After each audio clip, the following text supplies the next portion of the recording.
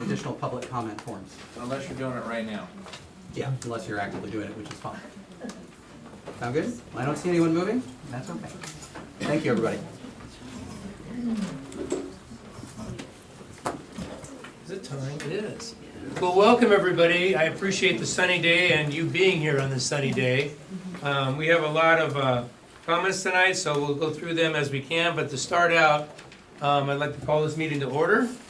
And if everyone can please stand for the Pledge of Allegiance. I pledge allegiance to the flag of the United States of America and to the republic for which it stands, one nation, under God, indivisible, with liberty and justice for all.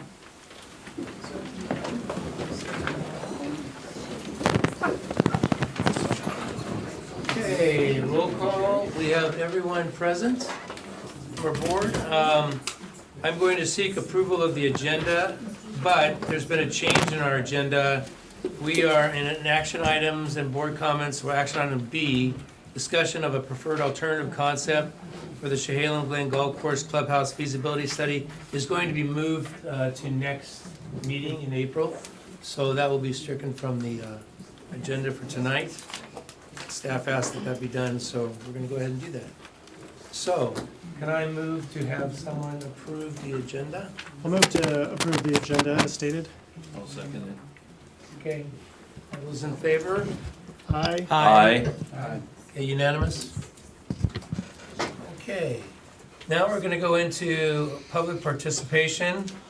And citizens will typically have 3 minutes. Citizens must be recognized by the meeting chairperson, approach the podium, which is over there, and state the first and last name of whether they live in district or out of district.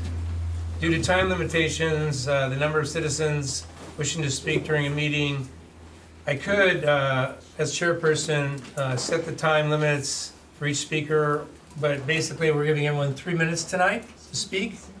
Now, the one thing that I hate about this whole speaking arrangement is cutting people off. I just don't like it. So I would like everyone to keep it to 3 minutes so I don't have to do that. I just don't, I really feel that 3 minutes is a good amount of time. So the first person that I have up is Ryan Storfa for public comment. And Ryan, before you start, I've got one other thing to say. I'm gonna be calling, to move things along, I'm gonna be calling people on board. And what that means is if you come up the second name, like the next name on board would be Lauren Pfeiffer. If you could walk up over to that area so we can move it around quickly, that would be great. Appreciate it. So without anything further from me, Ryan, appreciate you being here for Chehalem Valley BMX.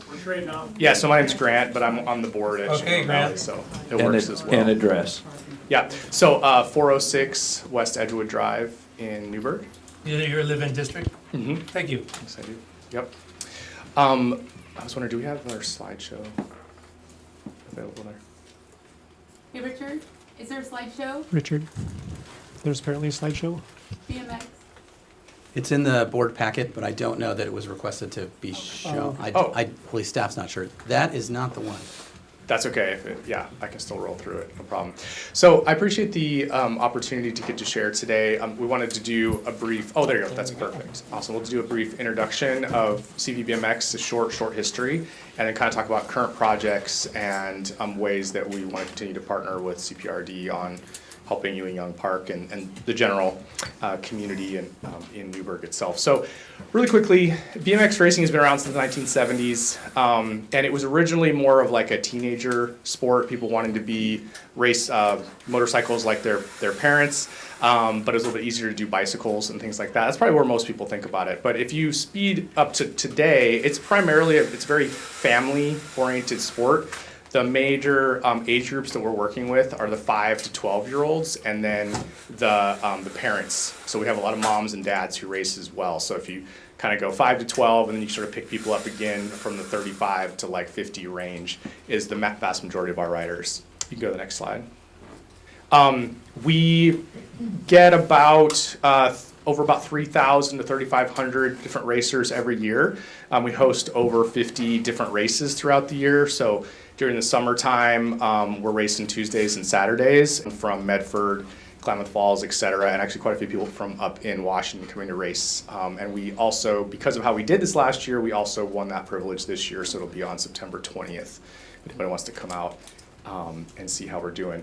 We're really hoping a couple of things that we wanted to put out there, besides being a really welcoming facility, because we're really the only one in the region that's open publicly, like that you can just go ride whenever you want. That's very unusual for a BMX track. And because of that, we see like the work that we do is not just for our riders, but it is for the community as well. And so being able to come and partner with CPRD specifically, we want to be continue to help as we can to talk about, installing those bathrooms that everybody wants in the park there, talk about extra parking that hopefully we'll have access to, and eventually we'd love to be able to install lights so that we could have racing during the week all year round. So we appreciate it. Thank you. Appreciate it, Grant. Okay, we have now Lauren Pfeiffer and we have Krista Riley on board. Oh, wait. Probably I'm not. sorry, I got it. That would be tough. That would be tough, sorry. Maybe. Matt Ager is on board, sorry. Go ahead. Hi, Lauren Pfeiffer, not in district. Good evening, everybody. I'd like to address the board's recent decision to spend $10,000 to hire C2 Recreation, a two-person mountain bike trail design consulting firm. My question is pretty straightforward. Where is the equivalent investment for your existing user groups? If the district is willing to quickly spend 10,000 taxpayer dollars to better understand and plan for mountain biking, will you also invest in a hiker consultant, a horse trail consultant, an environmental consultant? If this report ultimately recommends introducing bikes into Riley, or frankly any other multi-use park, it's only reasonable and responsible to also evaluate the impacts on current users through equally qualified independent experts. Right now, this process appears one-sided. Hikers represent the largest user group in the district, and equestrians have a long-standing and unique presence at Riley. Yet neither group is being afforded the same level of analysis, advocacy, investment, voice, or consideration. In fact, it appears at times that the district doesn't even want these groups to know what is being considered. That raises serious concerns about fairness and process. It should also be noted that C2 Recreation is the same firm that designed the proposed mountain bike park at Lucia Farms. That design included downhill skills courses with jumps of varying sizes, banked turns, logs, wall rides, and other constructed features. This is what a mountain bike park is all about. That context matters. If bikes are allowed on Riley, it is reasonable to expect that over time there'll be pressure to add these types of features, or as happened when bikes were temporarily allowed on Riley, those features will instead be built without park authorization. At Lucia Farms, as we know, that project was ultimately voted down and bikes were not allowed at the park. As one board member noted, the concern for the historic site was that the site would shift from a quiet agricultural and recreational space, sounds kind of familiar, into a regional destination for mountain biking. That is a relevant precedent this board should carefully consider. I also want to address something I personally observed. On March 18th, I encountered the consultant at Riley. He was not accompanied by the superintendent, any park management, or any board members, as one might expect, for a project of this importance. Instead, he was with a member of the park's ground staff, and notably a private citizen who has been one of the most vocal advocates for bringing bikes to Riley. That raises a few serious questions. Why was a private citizen mountain bike advocate invited and included in that visit? Why were hikers not represented? Why were equestrians not represented? Even the appearance of bias undermines public trust. At the end of the day, this decision is important. It deserves a process that is transparent, not one that appears predetermined or politically influenced. Right now, the process does not reflect that standard. I urge the board to ensure equal consideration for all user groups and demonstrate that this decision will be made with integrity and real consideration of the substantial public input and testimony the board has received. Give this matter the attention the public is asking for and that it so greatly deserves. Thank you. Thank you. Okay, up is Matt Ager. And after that, we have on board, we have Chris. I'm gonna try this, Weisish? Okay, sorry. You're on board next. I'm used to it. Thanks. All right, Matt, thank you. Live on Piper Cub Lane, right next to the air park over there. And I just have 4 quick comments. The issue of bikes at Crystal Riley, this issue was already settled a few years ago. Why are we spending time, energy, and public resources revisiting a subject that benefits a limited number of users, while potentially disrupting the current successful use of the park by a large number of in-district residents? Accommodating the desires of the small number of users engaged in potentially disruptive sport activity will reduce the peaceful enjoyment currently experienced by hikers, dog walkers, equestrians, and others who value the park's quiet, natural setting. Even though I believe the in-district mountain bike community is relatively small, the activity would require a significant amount of acreage and would likely have a disproportionately large footprint on the park's natural resources. It would also require substantial upfront costs for development, as well as ongoing maintenance and service expenses. I would also like to echo sentiments I have heard regarding honoring legacy gifts from members of our community. As a public organization, I believe it is your responsibility to respect and uphold intended uses of the gifts you have received. The public has entrusted you to serve as stewards of these resources. Please keep please keep sight of those promises and agreements that were made before you. Thank you. Thank you. Well, hopefully I'll get applause, but who knows? Okay, I'm on board, Chris, just one sec. On board, Rob Freeman, freshman, you're next, so go ahead. Okay, thank you. My name is Chris Reisowitz. I'm a resident of Parrot Mountain on Heater Road. I've lived there for about 5 years on actually horse property. I've ridden horses, I've ridden bicycles, I hike, I run, and consider Bob and Crystal Riley Park really a jewel of the community that should be managed for use of the community at large, and not really managed for a small group of individuals. Before the ban on bikes, I used to ride up at the park regularly. I also hike up there regularly. I am up there probably 3 or 4 times a week and have been since moving into the area, as has my partner Diane, who unfortunately was unable to come today. I believe that the board should consider reopening the park to bicycle use. I saw an issue arise after the teenage team started using the park. They used the park 1 day a week for about 2 hours with the permission of the board. They were using both sides of the park with permission of the board. I've heard some of my neighbors in the Lad Hill Community Association make comments that cyclists were using the opposite side or the west side of the park without permission, and I think that that's untrue. To me, when the split occurred and I was only allowed to use the east side of the park, I was pleased with that compromise. I think it worked. Evidently, it hasn't worked for the equestrian community, but I think that it could work again. I really have a couple suggestions that I think could result in compromise solutions. One would be, well, I'm a lawyer, okay, I'm used to standing at a podium and arguing one side versus another side. But I've also had a lot of experience talking with the other side and reaching a compromise. I think that the board should consider getting an advisory committee together. I'd be happy to serve on it. I'm sure others would. Get representatives from both sides together and have a discussion about potential compromise solutions. That would be, I think, a way to reach a solution. Another way is go back to the split, east versus west. Another way that I have not heard discussed is a temporal split. 3 days a week, Friday, Saturday, Sunday, for example, the equestrians have the run of the park.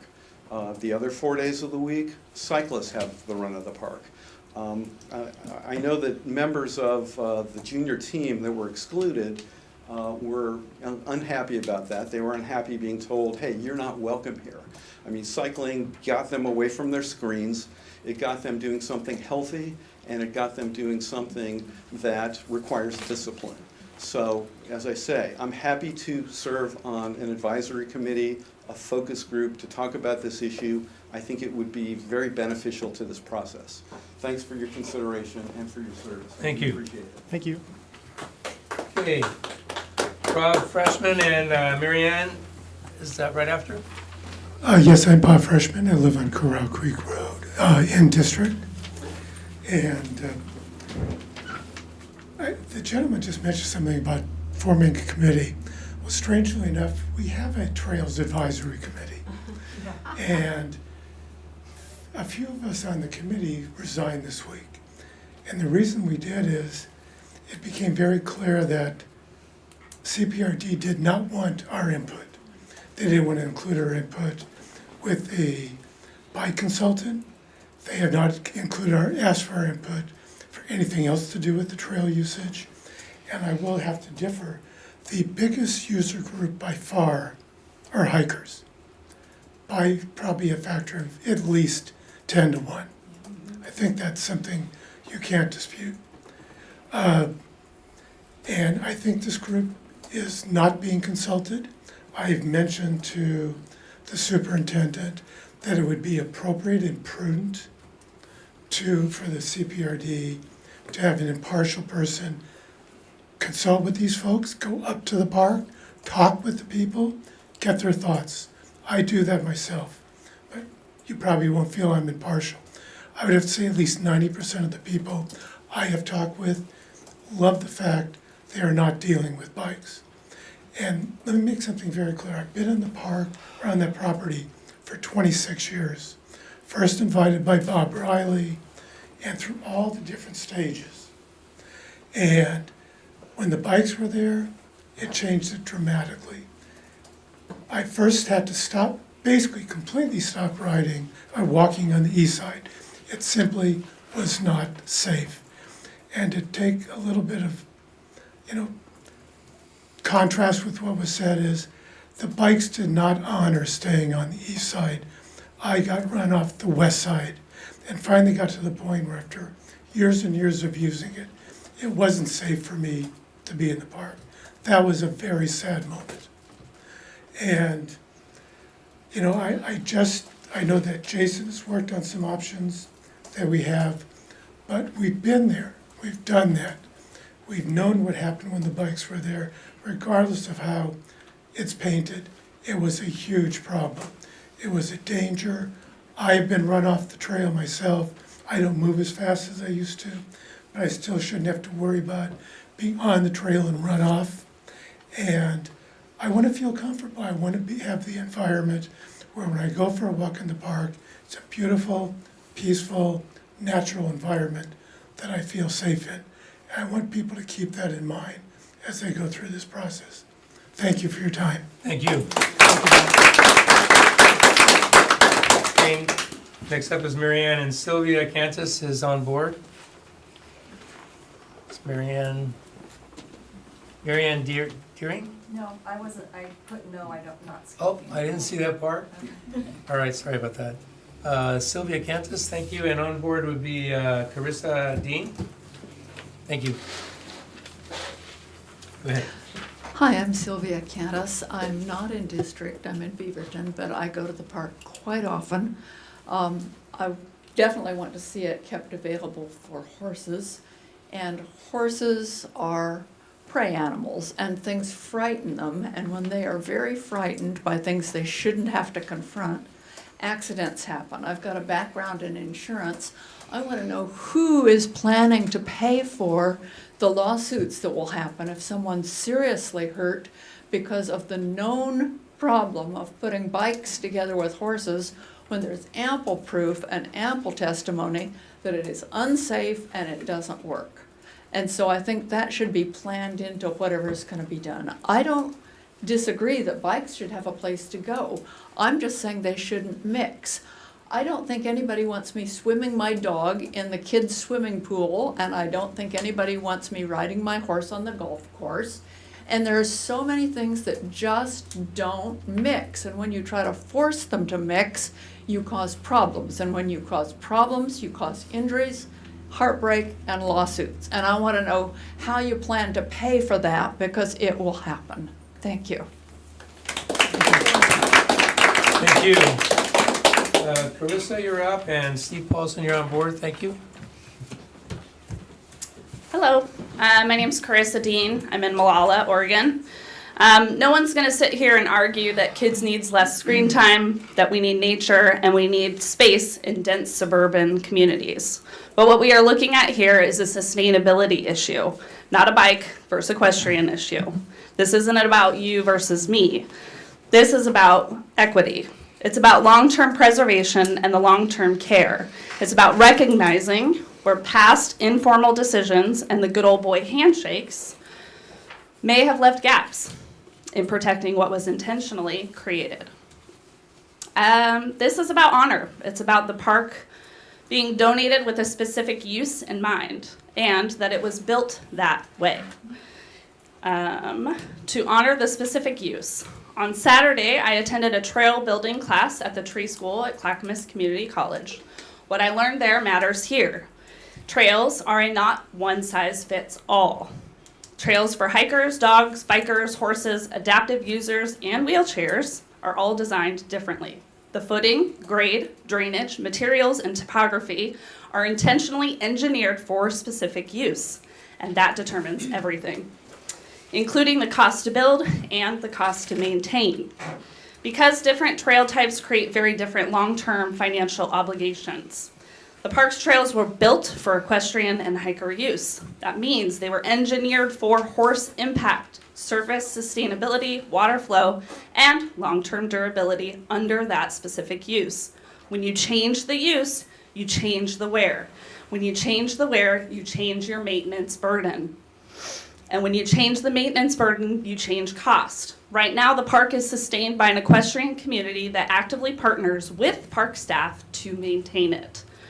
That is a real stewardship, a real financial support in action.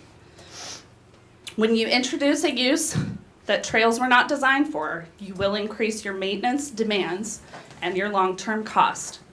There is no guarantee that that same level of stewardship will replace what is already in place. So this decision is not about inclusion, because true inclusion would require a design. Design would require infrastructure built for that use. These are not those trails. Wheelchairs cannot use these chairs. That is not an opinion, it is a design and engineered reality we need to be honest about. You don't get to call it inclusion when the infrastructure cannot support it. And you don't get to redefine purpose without addressing the cost, the capacity, and the sustainability. Because when bikes are introduced, equestrians will leave. And when that happens, you don't expand this park. You actually increase costs, increase burden on park staff, and you risk dismantling what was originally built to sustain. This is about sustainability. This is about honoring intentional design and use and legacy. If we Thank you can't so protect much. that, then we are not evolving the park, we are dismantling it. Okay, we have Steve Paulson up, and Rebecca Heron is on board. Thank you.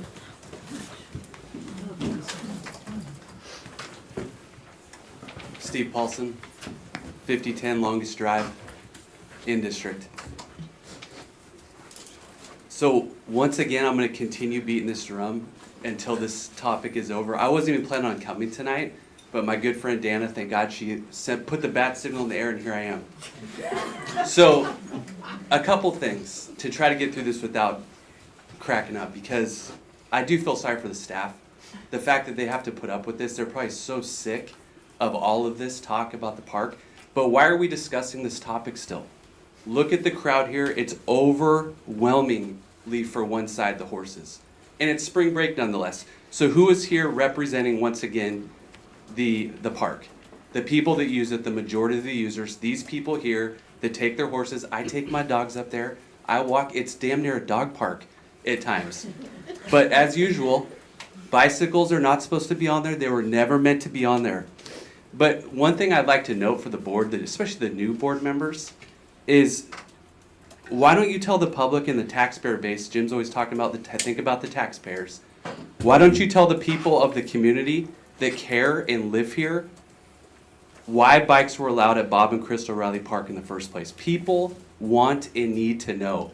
Is it true of the rumors that go around all over the place about one day in 2020 and coronavirus and the whole world was shut down, that some old buddy of Don Clements picked up the phone and said, hey, we want to bring our bicycles up here to use it. Is that true? Because if it is, that's insane. That's not a reason to open up the park, Brandon, to bicycles. Jason's Facebook post. Jason Fields, my friend. I hope he wins county commissioner. I love the guy. He puts the Facebook post out there. Word on the street, it's 53 acres at the landfill site, the old landfill. Supposedly the county wants to lease it for $1 for 100 years. That's the word on the street to Parks and Rec.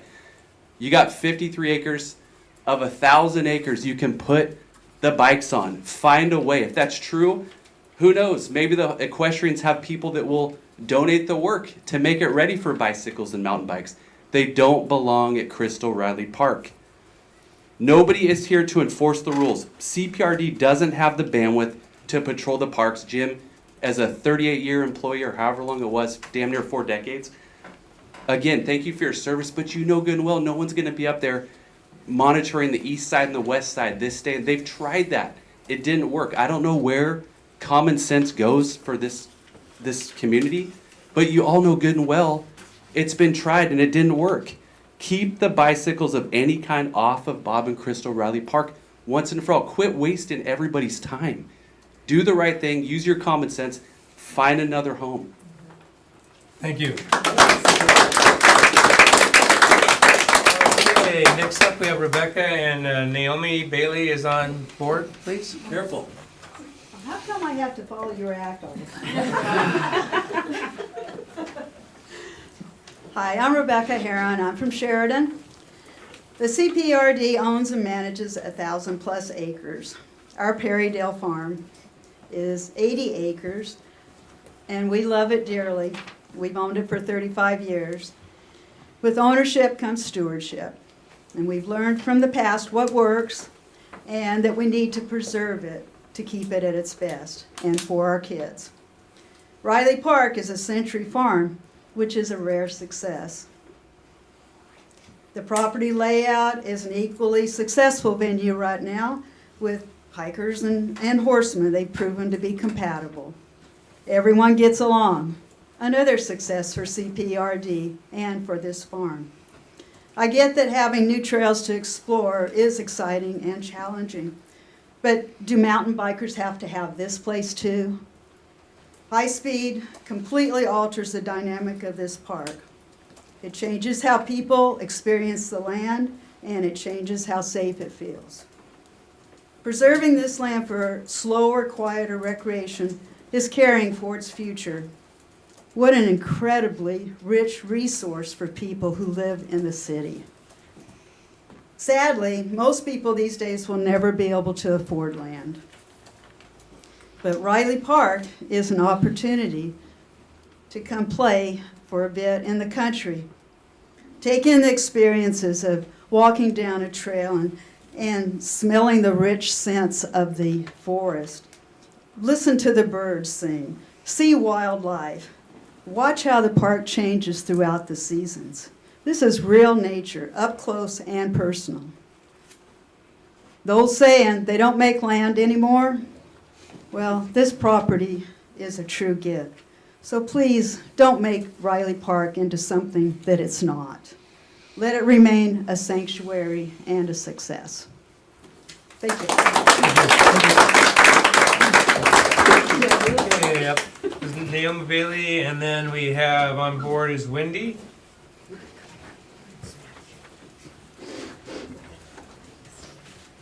My name is Naomi Bailey. I am in district and I live up on Parrot Mountain. I'm here to advocate for the Bob and Crystal Riley Park to stay equestrian and hiker only. I think it's important for you all to understand who uses this park, and I'm an Oregon State University equestrian athlete. Go Beavs. Right, go Beavs. So it's important to understand that we highly value this park. We have teams like the dressage team, the stock horse team, the drill team. We all love this park, and we greatly value the opportunity to be able to ride, and especially take our greener horses, which we all know do not mix with bikes at all. As a rodeo queen, I think it's also important for us to understand that this is an important park for the next generation. The next generation highly values the ability to be around that agricultural community. If we want to support our agricultural industry in this community, as I hope we do in Yamhill County, then we need to make sure that they're able to connect to that community. Because let's be honest, a lot of city kids do not have those opportunities. To be able to be in this park, they have that connection. They find that wealth of knowledge for this agricultural industry, and that will be able to create a loving generation for multiple generations to come for the agricultural industries in our community. If you want them to thrive, we need to support it. That's all I have to say. Thank you. Okay, up now is Wendy, and John Hooter is on board. Thank you. Thanks again for the opportunity to speak. My name's Wendy Winty, and I am in district, and I live up on Parrot Mountain. I'd like to provide some additional information for your decision-making process regarding allowing mountain bikes to use the Bob and Crystal Riley Park. I completed a partial review of published studies and gray literature, including scientific papers and formal reports.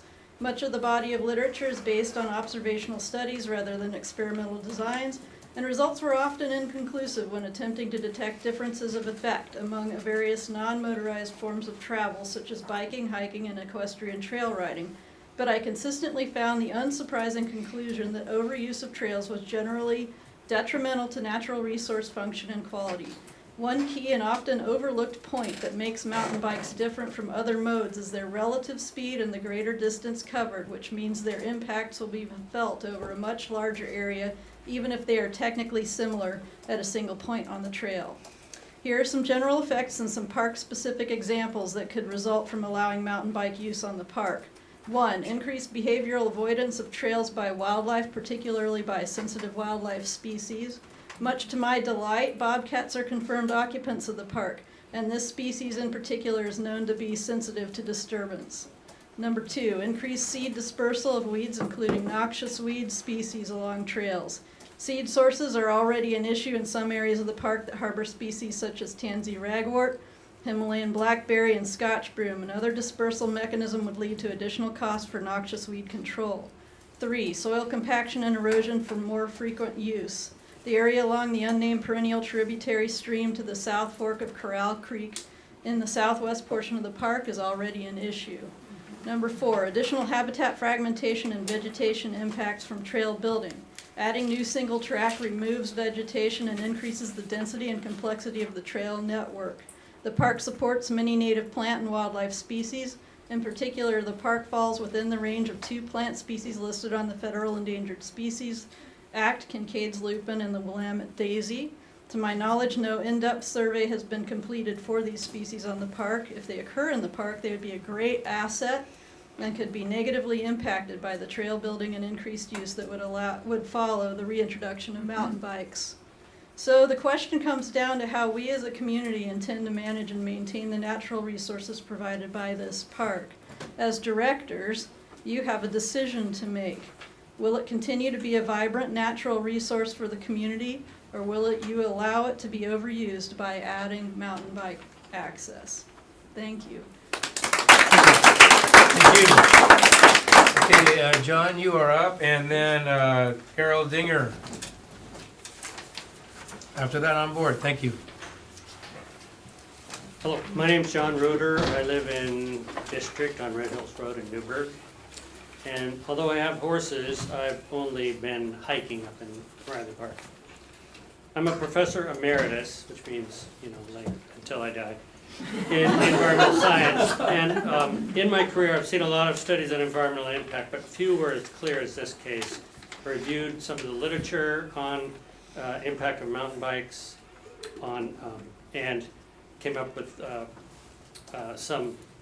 few points I'd like to make. So first of all, I'm going to be talking about downhill mountain biking. So we're talking about downhill bike tracks, not sidewalks for kids or gently rolling paths. There's excellent local downhill mountain bike parks, for example, Gales Creek, which is 24 miles outside the district, and a proposed $3 million Panther Creek mountain bike park, which is just 10 miles to the west of our district. So there's examples of these, and these mountain bike parks on steep terrain are in logging areas, and so they're already being impacted heavily by bulldozers, skidders, log trucks, things that are more imposing than mountain bikes. In any case, based on the literature that I reviewed, sort of like Wendy did here, there's two major impacts I wanted to talk about. One is that rogue trails are created illegally by some bike riders, and these have an outsized impact on the environment. The construction and initial use of these trails is the greatest impact. So finding rogue trails and shutting them down is too late. This is why monitoring doesn't work. The damage has already been done, and it takes a lot of effort and money to repair those. The only solution is constant round-the-clock enforcement.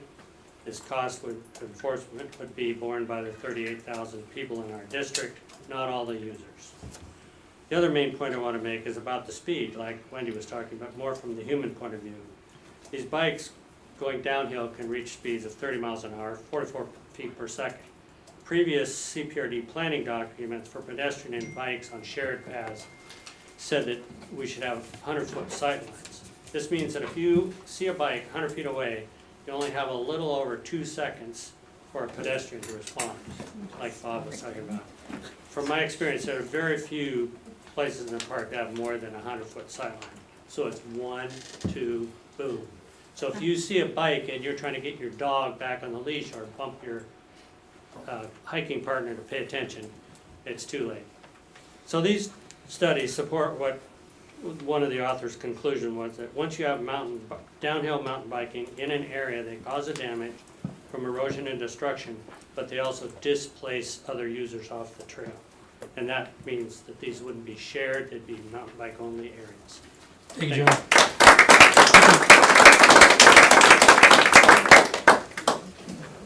Carol. Hi, my name is Carol Dinger, and I am in district. I live on Parrot Mountain, and I am here representing the Lad Hill Neighborhood Association as the co-president for Clackamas County. And we had a meeting earlier this week and became aware of this situation, and I'm going to read a letter that we sent to the board. The Lad Hill Neighborhood Association is located in the rural area east of Newburgh and west of Wilsonville in Yamhill and Clackamas counties. The Crystal Riley Park lies within the official boundaries of our neighborhood association. We are an active neighborhood association with over 650 households. Our members have followed the planning and development of Crystal Riley Park area literally for decades prior to the CPRD being gifted the property originating from the Riley family. At our general meeting earlier this week, the membership voted unanimously for LHNA to send a letter to CPRD board expressing our severe disappointment in the board's recent decision to reverse their previous decision to not allow bicycles on the hiking and equestrian trails of the park. The previous decision to not allow mountain biking on the park's unpaved trails was based on thorough research of recent past mountain bike usage at Crystal Riley Park and the experience of other parks with hiking and equestrian trails. The overwhelming conclusion was definite. Allowing mountain bikes usage on pedestrian equestrian trails is dangerous. Not only do mountain bikes cause severe damage to the trails, causing ruts and killing vegetation, the bikes cause noise, disrupting wildlife, and create a very high risk of collision injury to hikers and equestrian trail users. It's a documented fact that mountain bikers are attracted to the sport because of the fast speeds and the risky thrills the sport provides.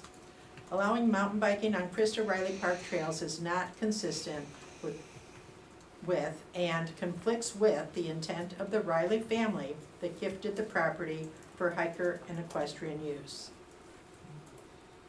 We strongly recommend that CPRD use this area for mountain biking usage, and Lad Hill Neighborhood Association urges you to keep the current master plan of the Crystal Riley Park intact and not allow mountain biking on the existing hiking and equestrian trails of Crystal Riley Park. I just would like to also add that during COVID, the Magnus Tree Farm was closed, so that we have a lot more hikers in our area that are using the Crystal Riley Park, because it is really now the only park where they can go hiking and walking their dogs. Thank you. Thank you. I'd like to say something here real quick. No decision has been made. So I know that there's people here that think that this board has made a decision. We have not made a decision, one way or the other, okay? I just want to be clear. Okay, moving on, approval of, there's no more public participation. You are free to leave, or you can listen to our day-to-day operations stuff. So I need to have someone approve the consent agenda. I'll approve the consent agenda. And I'll second it. Okay, approved by Jason and second.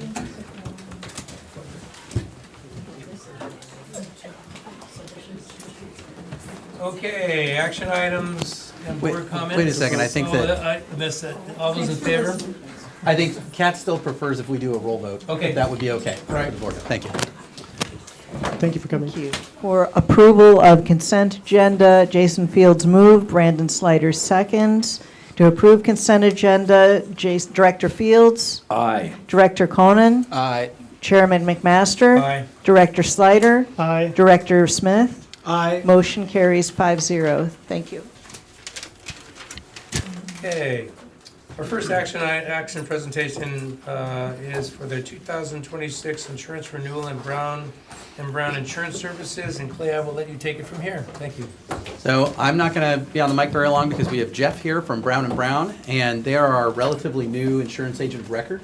So Jeff is going to be giving us a presentation related to our renewal and anything else that he thinks our board would benefit from hearing. Okay. And staff. How much time do I have? 'Cause I'll talk. 3 minutes. 2:57. My name's Jeff Sinclair, Clackamas County. No. I'm the insurance agent of record for the Park Recreation District. Ironically, I started my world about 30 years ago as an adjuster for Special Districts Association of Oregon. I've actually handled claims for you guys my entire career, so I'm back home, which I love it, so thank you guys. I'm also the agent for the city, the school district, the county, all around here that supports you guys as well, and TVFNR. So that's all I do with public entities in the state of Oregon. So I appreciate the trust and staff's help. They've been very helpful in this transition, and also a lot of questions being asked by us to them, and they've been very good at getting back to us. So everybody, thank you all, staff, and all the things you've done. I know you've been a very busy place, so thank you very much. I'm going to go through the renewal that we had on January 1st. It's your property and casualty renewal.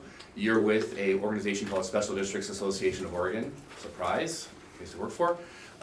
The organization is a self-insured risk pool, not an insurance company. There are 4 different risk insurance pools in the state of Oregon. One's for cities and counties, one's for schools, one's for universities, and one's for special districts. They just had their annual conference a few weeks ago, and it was very successful. So I want to talk about the renewals and then your coverage and answer any questions you may have. This is for you guys, so if you have any questions, just stop me and ask. There's hopefully not much I don't know. If I don't know it, I'll tell you and I'll find the answer later and get back to you. So by all means, please let me know. In the presentation that was in your packets, the idea of just getting right down to the show is your insurance rates went from $228,000 last year to $236,000 this year. A number of changes happened for that reason. Most every other special district received about a 12 to 15% increase. You did not. Because the way that my company handles the insurance remuneration, how we get paid, we are on a flat fee, so we are not on commission. If you're on commission with special districts, you get 14% commission. Your previous agent was on full commission. We brought that down to about 50% of what you're currently paying, and we're on a 3% escalation only. So it's disconnected from the premiums, meaning that as premiums go up 10, 15% a year, hopefully not that much, but they might, and they have been, we're still just gonna tick along at 3%. That's how we do our business, that's our business model. So that's an instant savings there as well. But more importantly, what you did this year is you've increased your coverage pretty substantially on a number of different areas, and I appreciate staff's willingness to do that, because this was the right time to do it with a softer market, some savings that you had by hiring us, and also you're a large, complex organization that has real risks, as evidenced by some discussions you're having today. So let's talk about the idea of what you guys have done in the past and what you have now. So you had $5 million of general liability coverage, which is normal for special districts in a lot of ways. You either have $5 million or $10 million as options for general liability. This is like slip and falls, trip and falls, lawsuits, employment practices, you name it, all those different areas.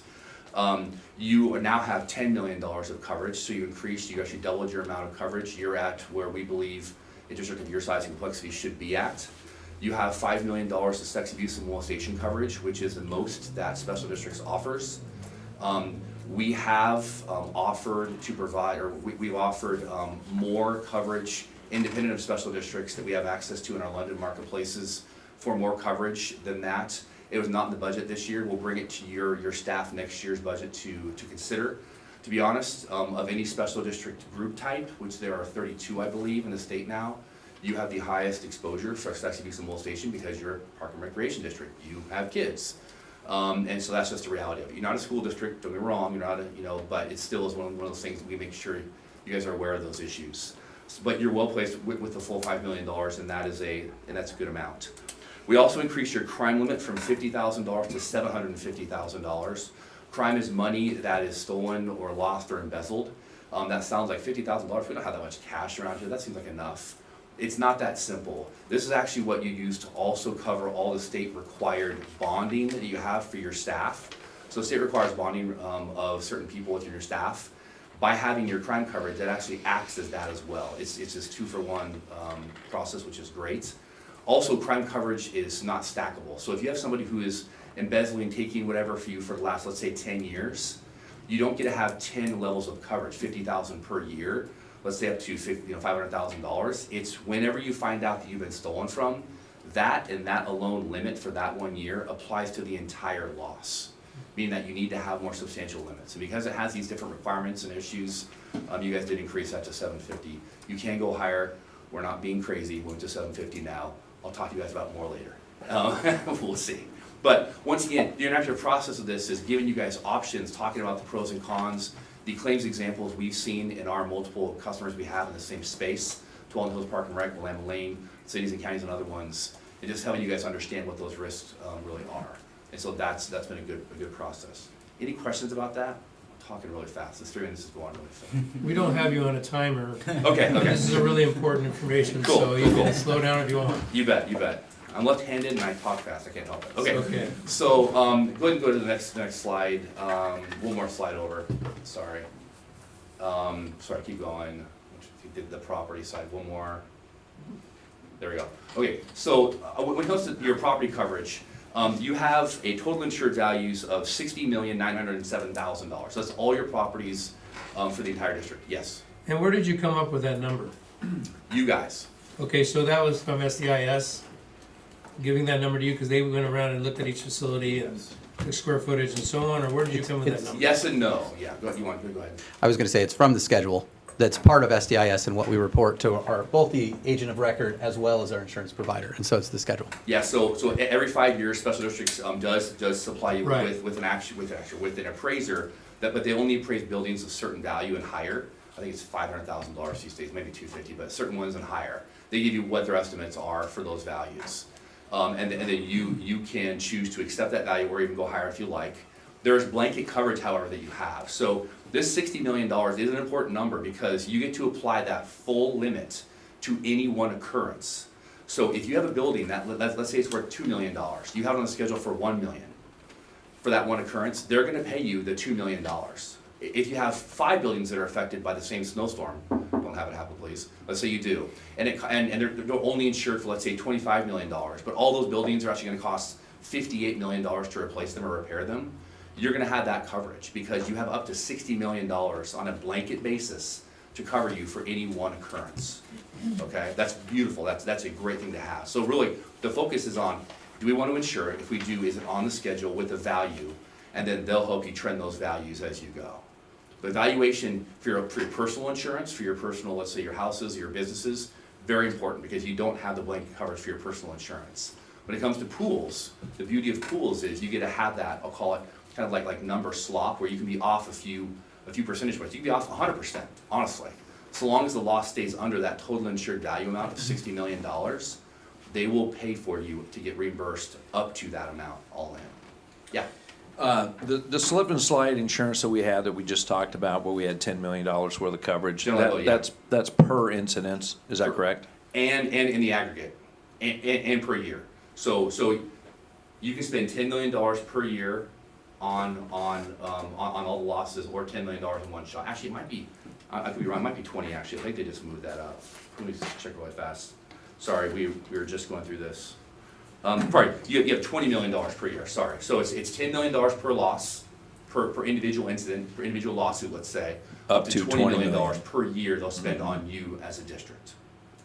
And then we're gonna be canceled. No, you're cool, they'll just get your money back a little more. Trust me, if anybody's in the papers in the state of Oregon, they're my customer right now. Everybody. I'm Okay. talking people close by in Newburgh as well, but also St. Hel, you name it. If they're in the papers, that pools are here for the long haul, but they will get their money back. It's a long-term lending institution in that sense, right? They'll get their money back via higher premiums, but I've only had one district canceled in my entire 30 years, and it's nowhere near here. And that was Okay. 15 years ago. Thank you. Good question. So the property side is very important. You have deductible of $2,500. Sorry, that's liability of less than that actually, $5,000. And we talk about deductible issues and what that means. What your comfortability is. The juice wasn't worth the squeeze to go higher deductibles. They weren't going to give you enough of a credit to go higher. So staff, I made the right math decision that we're not going to put you extended. You're not going to get a good enough credit, and that's been my experience these days right now. So that's a good thing. Going to the next type of coverage, equipment breakdown. This is for the same properties, but it's for things like phone systems, boilers, chillers, freezers, you name it. Those things that might have electricity and or pressure vessels, what have you. That's a separate coverage that you have with a lower deductible of $1,000. Yeah.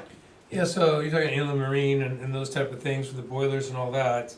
That's just specific to buildings, correct? It's not specific to like vehicles or mowers or... Inland marine is mobile equipment. This is actually static pressure vessels, freezers that are inside buildings. Right. That are not moving, not moving around. So inland marine is lawnmowers, gators, that kind of stuff. That's different. That's under mobile equipment. Okay. Yeah, but this is like your electronic phone systems. If your phone system gets fried, before you replace it, you call us, we make sure that someone comes out and they check it out. Maybe a car hit a telephone pole, caused a surge. That would likely be covered, even though it's under this. It's a lower deductible of only $1,000, and it's amazing. It's pretty cool. I've been surprised a number of times by this. So you're gonna go after PGE next time they blow a motor at the pool because they had a power outage, is that what you're telling me? If there was a sudden accidental causation, it's possible. Yeah, because they've done that. Yeah. So, yeah, okay. Yeah. Well, it's free to ask. That's what I always tell the team. I'm like, hey guys, ask. All we can do is ask. They can say no, but they might say yes, and that becomes an option for you to have. It's a great point. The next one is crime. We went over that already. Liability. We went over that as well. The $10 million per. On the liability though, there is a ethics complaint defense costs. If you go to page 14, the top of that. The ethics complaint defense cost is $25,000 per district.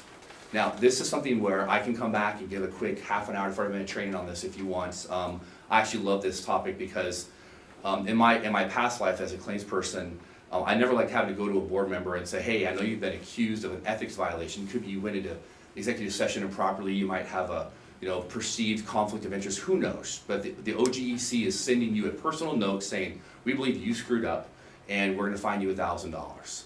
There is coverage for you to have defense costs on this, but there's a bunch of caveats to that. And so if that ever happens to you individually, make sure you let staff know right away. They'll get me involved, us involved, and we'll help you guys navigate that.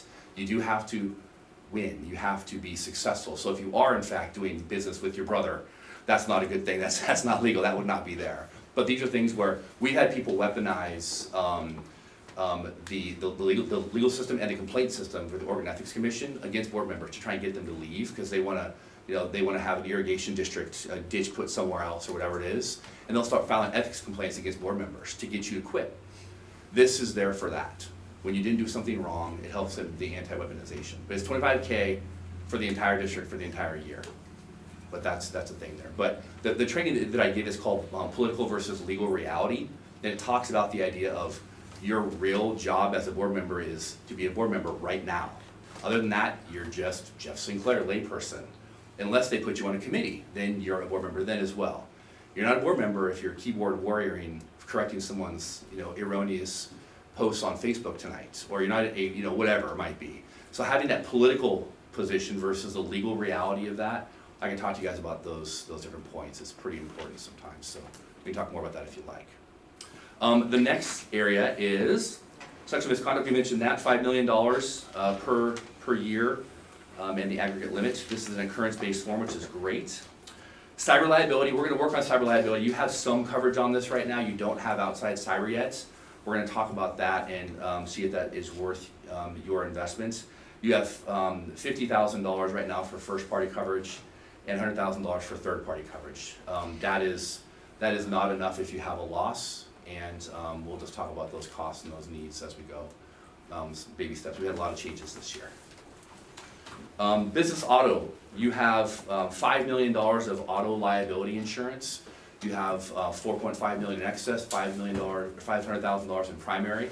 Anytime somebody drives any vehicle for district reasons, this coverage will apply, right? So the course and scope of their duties under the direction and control of the district. That could be you guys, that could be staff, it could be volunteers. If they're driving on behalf of the district, their personal vehicle or otherwise, this insurance will respond. If you're driving your personal vehicle, this insurance is secondary. Your personal vehicle insurance is primary. What that means is when people are driving for you, make sure they're driving for you. They should be driving. It's okay to do that because you own them.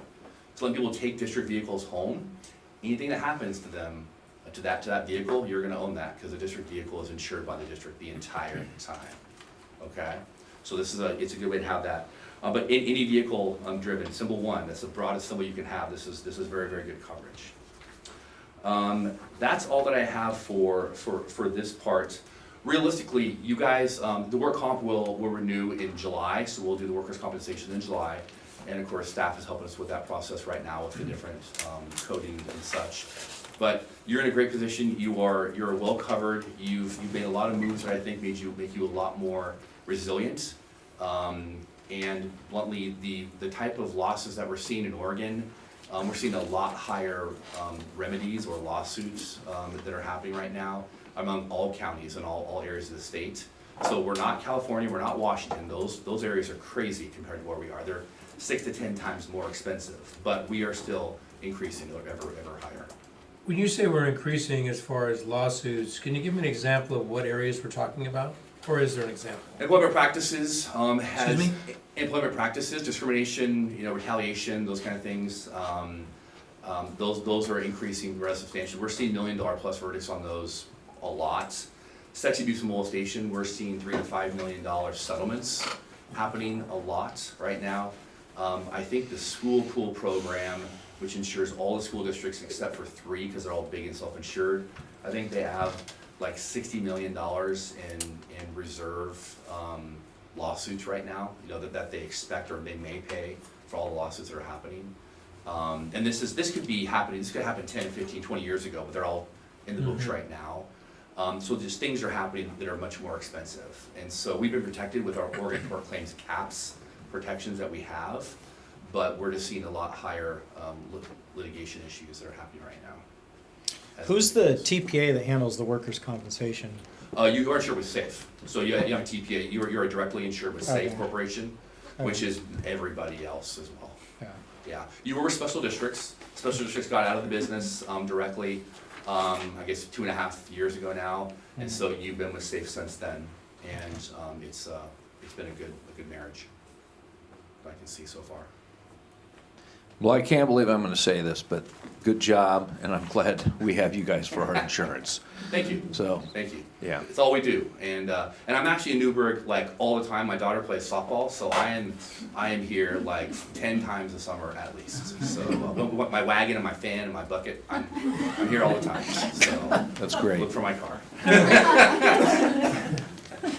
It's a good place to hang out. It is. It's amazing. There you I love it. Well, both places are. Have you reviewed our past insurance problems or issues that we've had in the past, or have we been above and beyond, or how do you look at that? Your past claims? Yes. I'm aware of them from a monetary standpoint. I don't know the history of them because I was not, unless I handled them when I was in, this was years and years ago, but I'm not aware of the politics behind a lot of those now. And from a monetary standpoint, are we lower than most, or are we about? You are. Your loss ratio is, I think, in the mid-20s, 20%, which means every dollar you give special districts, they pay $24, $25 in claims and expenses. Great. Which is a great, you wanna be under 50, 60%, makes you a good customer of theirs. You're of the size, however, that if you have a couple of large losses, that could jack that rather quickly. So it's great now, and we'll hope to keep it that way. Well, I can thank the staff for being where we're at, that they haven't had the incidents where we have to deal with it, so. Yeah. I appreciate them watching out for safety in our district. Yeah. Well, you've been around, you know the drill. I do. Can we talk about the cost factor stuff or not of the? If you think that'd be helpful for folks, I think people are always interested in the numbers. I don't know any of the history of these discussions that we just had right now, but I will tell you that underwriting wise, as far as insurance goes, for the costs associated with either having the bikes or the horses or whatever that this discussion may or may not be, there is no underwriting factor where you'll be charged $1 more if you make a decision to or not to include bikes. However, if you do have lawsuits in any capacity, that means you have, it's called activity or claims in our world, and activity would create potential experience rating or higher premiums. So there's nothing that's going to be a trigger of higher premiums if you guys decide to or not to make a decision. But any claims of any kind, whether it be stuff we talked about already or claims involving horses or bikes, whatever it is, those would always be, defense costs or otherwise. Those are always going to be part of your experience. So right now, that's not a factor until something may or may not happen. I don't want to belabor this, but in our rules and regulations, I'll give you the skateboard park, for example, because we went back and forth and we built that with the lawyers and the insurance and everybody else.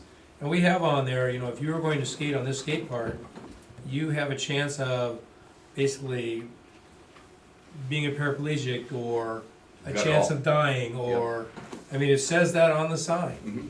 And so, do we want to look at that in other areas or just like where we have a high risk area like that? Skate parks are weird because I've been involved in almost every skate park in the States, and nobody files claims for skate parks unless you're an old person, my age or older. just being true. You're absolutely correct. I'm sorry, because they're going like, dude, I broke my arm, check it out. They go to the pizza place, it gets some ice. And not They don't report it, I know that. 100%, right? Thank everybody, right? So the people that are, once again, middle-aged, I'm 52 or older, we're the ones that go, yeah, we had 3 beers and we tripped and fell and we hurt ourselves, I'm gonna sue somebody for that. That's what I see more importantly. I really don't see a factor where this is an issue that may or may not be helped. The signage, I'm a great fan of signage that can sustain itself. Yeah. It has to be clear, it has to be up, and it has to be maintained. And so if you're gonna do that, go for it. I don't mind signs, but don't live and die by signs. There is recreational immunity that you have and you enjoy. That's being eroded here and there, but it's also being steadfastly brought back by the legislature.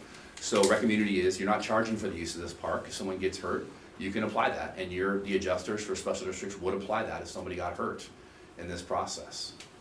Whether or not it sticks or not, that's not my bag. I'm not an attorney. But those are all things that but signage, awareness, those are things you can use, of course. Yeah, I understand nobody reads the signs, but. Yeah. It's, signage is the thing where, it's an open and obvious hazard otherwise. But that, I just want to function on the dollar sign. I don't mind, I don't have horses, my kids have bikes, but that doesn't bother me. I have friends that live here in Newburgh and have horses and not. But for me, the idea of you would not see a cost increase in your premiums if you allow this to happen. But if any claims of any kind happen, once again, then that would drive your premiums up or down. If you have lower claims, you get credits. If you have more claims, you get debits with anything you do. And you guys do all kinds of crazy, fun stuff. That's what Park and Recreation does. It's fun people. What about the crazy but the fun stuff? Any more questions? Appreciate it. Thank you all. Thank you. Thank you. Okay, next, we have requests for board input regarding playground construction and materials planning. Right? So I'm going to relatively promptly hand this over to Dean. I think Dean is going to come join us up in the front row. Julie, do you want to swap with him or yeah, maybe we'll do that. And so Dean helped Brian draft this. Brian sends his regrets. He wasn't able to join us tonight due to some family obligations. But Dean had helped him conduct some of the research. Dean is our certified playground inspector. So one of the things we hope having someone like this on staff will do is help us think about and really be analytical about the state of our playgrounds, which we have 21 of, unless Dean corrects me. So what we want for today is to share some information with the board about some tricky decisions that we're making. We're not necessarily asking you to make a decision to tell us yes on this park, no on that park. Staff is doing those with the best information available, with the resources that we have. My ideal outcome for today is for you to say, we think staff is on the right path, make the best decision you can. But if there are things about what we discuss and about the surfacing options available that give you pause or that you have feelings or questions about, we want those shared this evening so we can have those influence our decisions as we work to serve the public. So with that, I'm going to hand it over to Dean as he talks about different surfacing materials for playgrounds. By the way, real quick, coolest job title. Thank you. So, all right, so I'm hoping that you can hear me. So on average, there's about 200,000 injuries on playgrounds per year, all around, and 44%, so almost half of them, are from direct impacts to the play surfacing. So that's why we're going a little hard in this, trying to figure out what our best options are. So as you all know, we have wood chips in pretty much all of our parks, except for Memorial and Hoover parks. They worked well, especially for the age of our structures. I was born here in Newburgh, 26, and 25 going on 26, and I remember playing on almost all of our playgrounds when I was a kid here. So they are aging, and that also goes with the infrastructure that they're currently at. So for wood chips currently, they are the least expensive option that we have. Our current rate is about $435 per unit. So that works out to almost $650 per square foot, which is significantly less expensive than the other options I'm about to discuss with you about. They do, however, have a much higher maintenance cost. They need to be raked weekly. With how much use some of our parks get, they should be 2 to 3 times a week. In theory, wood chips are ADA compliant, but that would mean that we're out there 3 to 5 days a week, depending on the park, raking the wood chips, making sure they're level, making sure we have proper transfer stations, making sure we keep the levels of wood chips up, which can be difficult, especially depending on times of year. During the summer, they get heavy use. So like, for example, at Jakewith, you can go there almost any day, and there's big ruts underneath the swings like that, which then makes it inaccessible to people with wheelchairs or people that have mobility issues. And then for the next two options that we've researched so far are rubber tiles, which are what we have over at Hoover and Memorial Park. I believe Memorial was installed in, 2012. We've done very minimal maintenance on those tiles over there, and they've held up pretty well. Really the only concern with rubber tiles is if you're walking on it, you can kind of tell the centers, a lot of those tiles are starting to sag a little bit. Some of the seams are starting to come up and separate. And those gaps in between the tiles can cause ADA issues for wheelchair accessibility, or people walking with canes could get stuck in it and whatnot. And then going on to, artificial turf. Sorry, let me backtrack a little bit. For the rubber tiles, those are about $22.10 per square foot. For the rubber tiles and the artificial turf, for both options, we're required to have a certified installer come do those. As opposed to wood chips, we would just excavate it out, lay down the landscape fabric, and then we can just have them blown in, dumped in a pile, and spread them ourselves or whatnot. So that we save a lot of cost there. Did you say that for the tiles, you need to have a certified person come in and do that? Did you say? Yes. Really? We haven't done super deep dive into that to see what it would take to get us certified to do that. I do know, like when I took my certified playground safety inspector course, all certified installers are already required to take that course. So I'm already kind of one step in that direction. I just don't know what else it would require for us to do that. I have a quick question. So you mentioned that one of the problems that we have is mainly around the swings. Is there any reason why you can't use horse mat underneath of the swing? So you can, those mats, like we have those at a few parks. I believe Friends Park is one that I've seen them pretty regularly. Those are supposed to be a secondary backup option for whenever that wood chips does get washed out. There's a secondary option, say when someone falls on them, there's something there, not just bare dirt or bare landscape fabric underneath it for them to fall on. Okay, it can't be the primary. No. We can though, depending, I mean, it gets a little finicky if we're using loose fill material such as wood chips or sand or whatever, which you can still use sand or pea gravel, depending on what you do, but I don't think those are great options. But you can mix and match, which is a little bit easier with like tiles and artificial turf. You can have part of the playground be tiles, part of it be artificial turf. You can kind of mix and match a little bit, especially if you have higher use areas that get a lot more foot traffic on them. You can kind of mix and match those a little bit. Okay, So, thank you. yeah. And then, so continuing on, let's see, where was I at here? So yeah, so for the artificial turf, so that costs only just a little bit more than the rubber tiles per square footage. It's only about $2 more, $24.28 per square foot. And yeah, so artificial turf, so that one, it's not like your turf like we're trying to get out at Rennie Field or whatnot. It's thicker material designed specifically for playgrounds. It has a thatch layer as well as a regular layer of blades of grass. I can't remember off the top of my head. I believe it's usually about 1.5 inches is how thick the blades of grass are. The infill material that they use is, there's a wide variety of them, so we can kind of pick and choose wherever we're going with that. If we're, like for example, at Buckley Park, I wouldn't really want to put a whole lot of rubber little granules in there because it's all going to wash down into the creek. I'd rather use sand over there, for example. And that infill too, I've been out to Cook Park, as I've been recommended by a lot of people here, and that infill that they have, it does not spread. I was out there, it took me a few minutes before I found it. Actually, their CPSI came out and talked to me a little bit about their surfacing over there, and he was thoroughly impressed with how well it's held up over there, the artificial turf that they have. Kind of a big thing with the artificial turf is that it does require a little bit of extra maintenance during the summer times. So you have a lot of kids out there, a lot of snacks, a lot of candy, a lot of chewing gum that will inevitably get dropped in there, and you'll have to pick it up, and especially if it's a gummy, sugary substance, you're gonna maybe have to cut it out or figure out a way to get it out of there. I think they have that, if you've been over to Bridgeport Plaza, they have that artificial turf in the middle of the plaza there, if you guys wanna know what it's like. So yeah, and then also for replacement and kind of overall, like if a piece breaks, rubber tile breaks, or a chunk of artificial turf breaks, they're relatively easy to fix. Rubber tiles, you just take out the old tile, put the new one in. The newer generations of tiles, they're both adhered together and they lock together. So like it can be a little more difficult with that, depending on the locking mechanism that we use.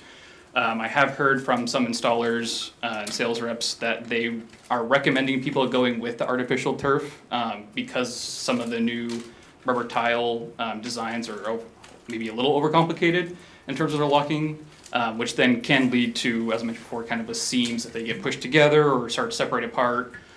More so, I guess, if they get pushed together, then they can raise up and create lips, which are also issues for people with mobility issues. Artificial turf. There's multiple different ways that you can replace pieces of it. You can use micromechanical seam tape, which is essentially Velcro, but it has a strength that it can withhold up to 2 trucks pulling it apart, and it won't break. Which also makes it really great if we decide to design playgrounds that have slopes on them at all. That's not just a flat surface on them for that. And then also with turf too, we can do a lot more design choices with it, with coloring, layouts of it. Like again over at Cook Park, they have a blue essentially stream in the artificial turf that kind of goes down through it and create a walking path in there. It also helps kind of divide the various areas of the playground between the young and old kids.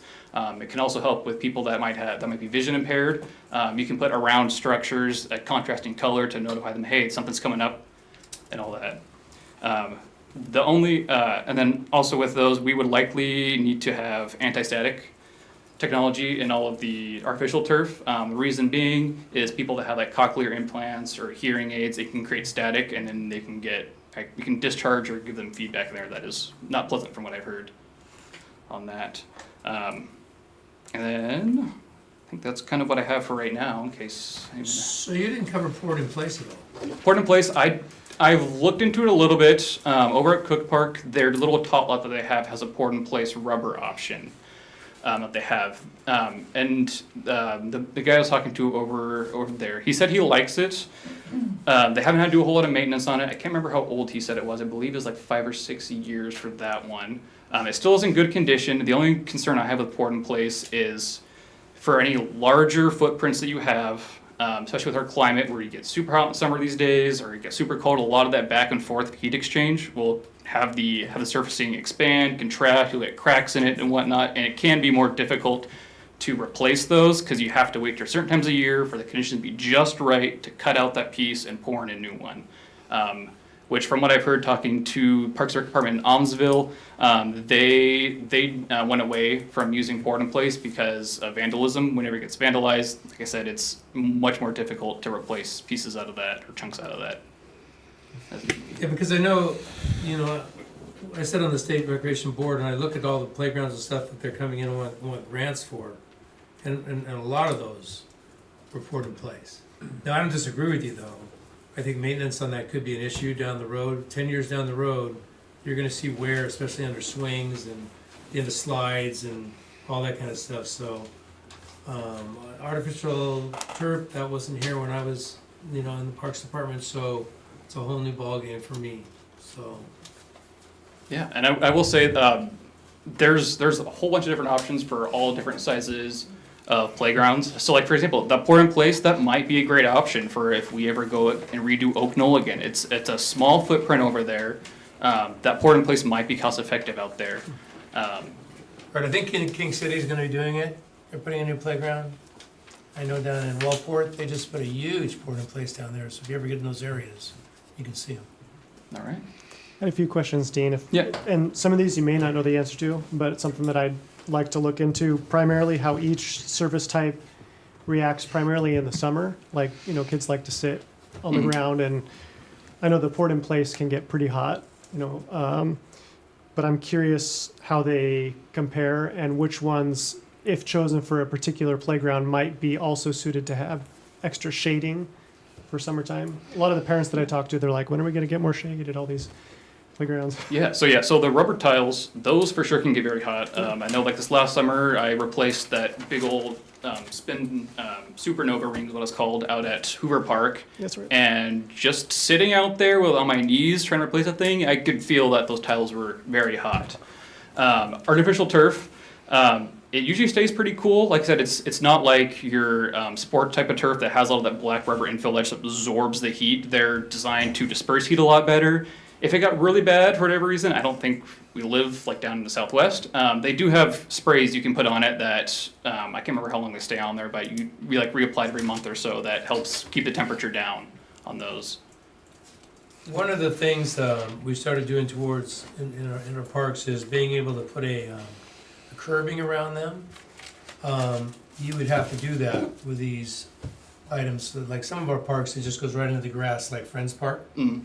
But then you go out to Centennial Park and they have curb all around. We did that on purpose to kind of, hold everything in. It looks cleaner and better. And then also, when you go to your playground manufacturer, say this is your footprint, build us a playground to put in that footprint if we tear the old one out. But is that what you're looking also to do in these playgrounds? So regardless of kind of whatever surfacing we do, we should have a border on it, even if we do just go back to the old wood chips. Especially if we go back to the old, just wood chips. Like I'm running into a lot of issues now. Again, over at like Oak Knoll, for example, there's a lot of runoff of just dirt and sediment coming in from uphill from it that's just getting deposited into the wood chips, and all that extra dirt and material, in addition to the wood chips decomposing, is allowing a lot of just weeds to grow in there. It also speeds up the rate of decomposition for those wood chips, so they become less effective faster on there. So having a proper border on it, whether it just be a curb, whether it be a sidewalk, whatever it is, we would definitely want to put those in. Yeah, because I'd like to move to that, if we can afford it, I'd like to move that to all the parks as we replace them. It's just gonna help us down the road and it's gonna keep things intact. Yes, and definitely too, especially drainage too, because drainage has currently been an issue with our wood chips. If we get a lot of rain events like we have this year, you'll have an atmospheric river above us and you'll have a river of wood chips flowing around down the path right next to you. So particularly like out at Dundee and like Scott Levitt and College Park now too. So, and then also, sorry, Brandon, kind of go back to the sunshades. So there are some sunshades options, like mentioned again over at Cook Park. They have some really good sunshades. Some of the designs I had seen that Brian and I were going over for our redo over at Spring Meadow, I was skeptical about the shades at first, kind of how well they will hold up, the durability of it. And, you know, if a tree limb falls on it, is it going to poke a hole in it? Do I need to take them down every winter? When I was over there talking to the guys over there, they said they love it. They have not touched them since they put them up, which I believe was 1.5 or 2 years ago, and they're still holding up well. And their park over there, they got a bunch of big old oak trees hanging up over their park, and they haven't had any punctures as far as I'm aware. That's good to know. I know when there's shade, kids are more likely to play in the summertime, and we want our kids playing. At least I want my kids playing outside. So, does anybody have any questions? Pass it along. Yeah, Dean, thanks for your work on this. I really appreciate it. I appreciate you breaking it down by cost, maintenance, accessibility, and lifespan. That's helpful to see. The figure you used kind of for the cost breakdown was 4,000 square feet per playground. Is that kind of the average? I was only using that one just because at the time we were pricing out options for Spring Meadow, and that's just kind of a reference that I had for the artificial turf, so I just kind of used that as a reference going for all of them. Okay, perfect. Thank you. Well, actually, another question. Do you have a list of playgrounds that you think are better suited for which types? Or have you talked to parents and kids to kind of get a... I think that's going to be the two biggest factors for me kind of determining that. Is going to be, for one, the size, the square footage of the playground, and two would be the use of it. So, like, if we had a large park that didn't have a whole lot of usage, I'm trying to think of an example, or I guess like let's take Crabtree for example. I know we don't have Crabtree right now, but it's way out there, out of the way. It didn't get a whole lot of use. That one, for example, would still be fine being wood chips out there. So those are the two biggest considerations would be square footage and use to kind of see which material would hold up best over time. Well, I'll jump in. So you're asking us what we think. I think our biggest cost going forward as a district is maintenance and then man hours, manpower, wages, employees. So it clearly makes sense to me that, yes, we're going to have more upfront costs upgrading our parks as they go to either the tiles or the turf. And I think staff will know, which park is going to fit. You said slope. It's better for turf, generally speaking. Some may be better for tiles. But I do think that we, in all of our decision-making as a district, we need to bite the bullet up front, pay the cost, and then really focus on minimizing our consistent maintenance costs over time. And I think if we had a math guy here, they do the math and they'd probably say, you know what, you're going to probably pay this off and reduction in maintenance costs over, 5 or 6 years per playground or something like that. Just throwing that out there. But I don't know, are you a math guy? The cost per year is still more expensive for both turf and tiles. It is. But it changes depending on the size. So based on the data that Dean had shared, because I wouldn't have known where to go to get it, I broke it down and went with some of those gauges on kind of that range that he provided with number of hours, because there's still maintenance required. It's just different and it's less Right. for some of those. But what we saw was if you had a smaller playground, let's say there was one that was 1,000 square feet, then the cost per year for that over time, so the install plus the annual maintenance, for turf, it ends up being $1,932. For chips, it might be more about $1,373 per year. And so that's over an assumed 15-year lifespan. We would hope that things last that, and so that 15-year that I did was based on the warranty that we're seeing for those sorts of products. Now, we know that the playgrounds we have now, many of which are chips, those are exceeding that 15-year lifespan. It's not saying that those other products couldn't exceed it too, but you do have to plan for that install cost, that replacement cost, because at some point you really do need to bite the bullet on those. When you go to a bigger playground, unsurprisingly, the cost for that facility is bigger, but the range and scale is different. So when I scaled it up to that 4,000 foot playground like Dean had done, what that range would be expected to be would be more like $7,105 per year for turf, tiles being $6,524 per year, and then chips being $2,978 per year. And so that would be about, with turf being the highest, if we call that 100%, then the chips are 41.9% of the cost per year. So the cost is still a lot less, but that labor and that kind of deploying staff is still higher. So it requires a higher need for staff still. So that's not a irrelevant part of the conversation. But then that range was different when it was at that smaller facility. The turf, again, at 100%, the chips would have been 71% of the cost. So it was much closer on those. That doesn't, I don't think that means to me that the larger facilities shouldn't have turf necessarily. Some of it is what we do and how we do it. One of the big ones that facilitated this is Spring Meadow. That's the one we're looking at next. That's the one that we want to do. But the reason we haven't pulled the trigger on that, despite the fact that we have plan sets that we're very happy with, we showed different versions of that at the open house. I know Brian and Kat were running that particular room. We're very excited to do so, to share those things, is that the surfacing makes that potentially about twice as expensive. And so right now in the capital projects budget, we've got about $225,000 was what we had expected for that particular project. We still have enough funds in that section of our budget because there's other projects that haven't come to fruition. So we could do that, but what we don't want is to come to the board with something that you say, hey, in the budget, this was half that price. Why are you coming back with something so much more expensive? And it's because before we went under the premise of chips.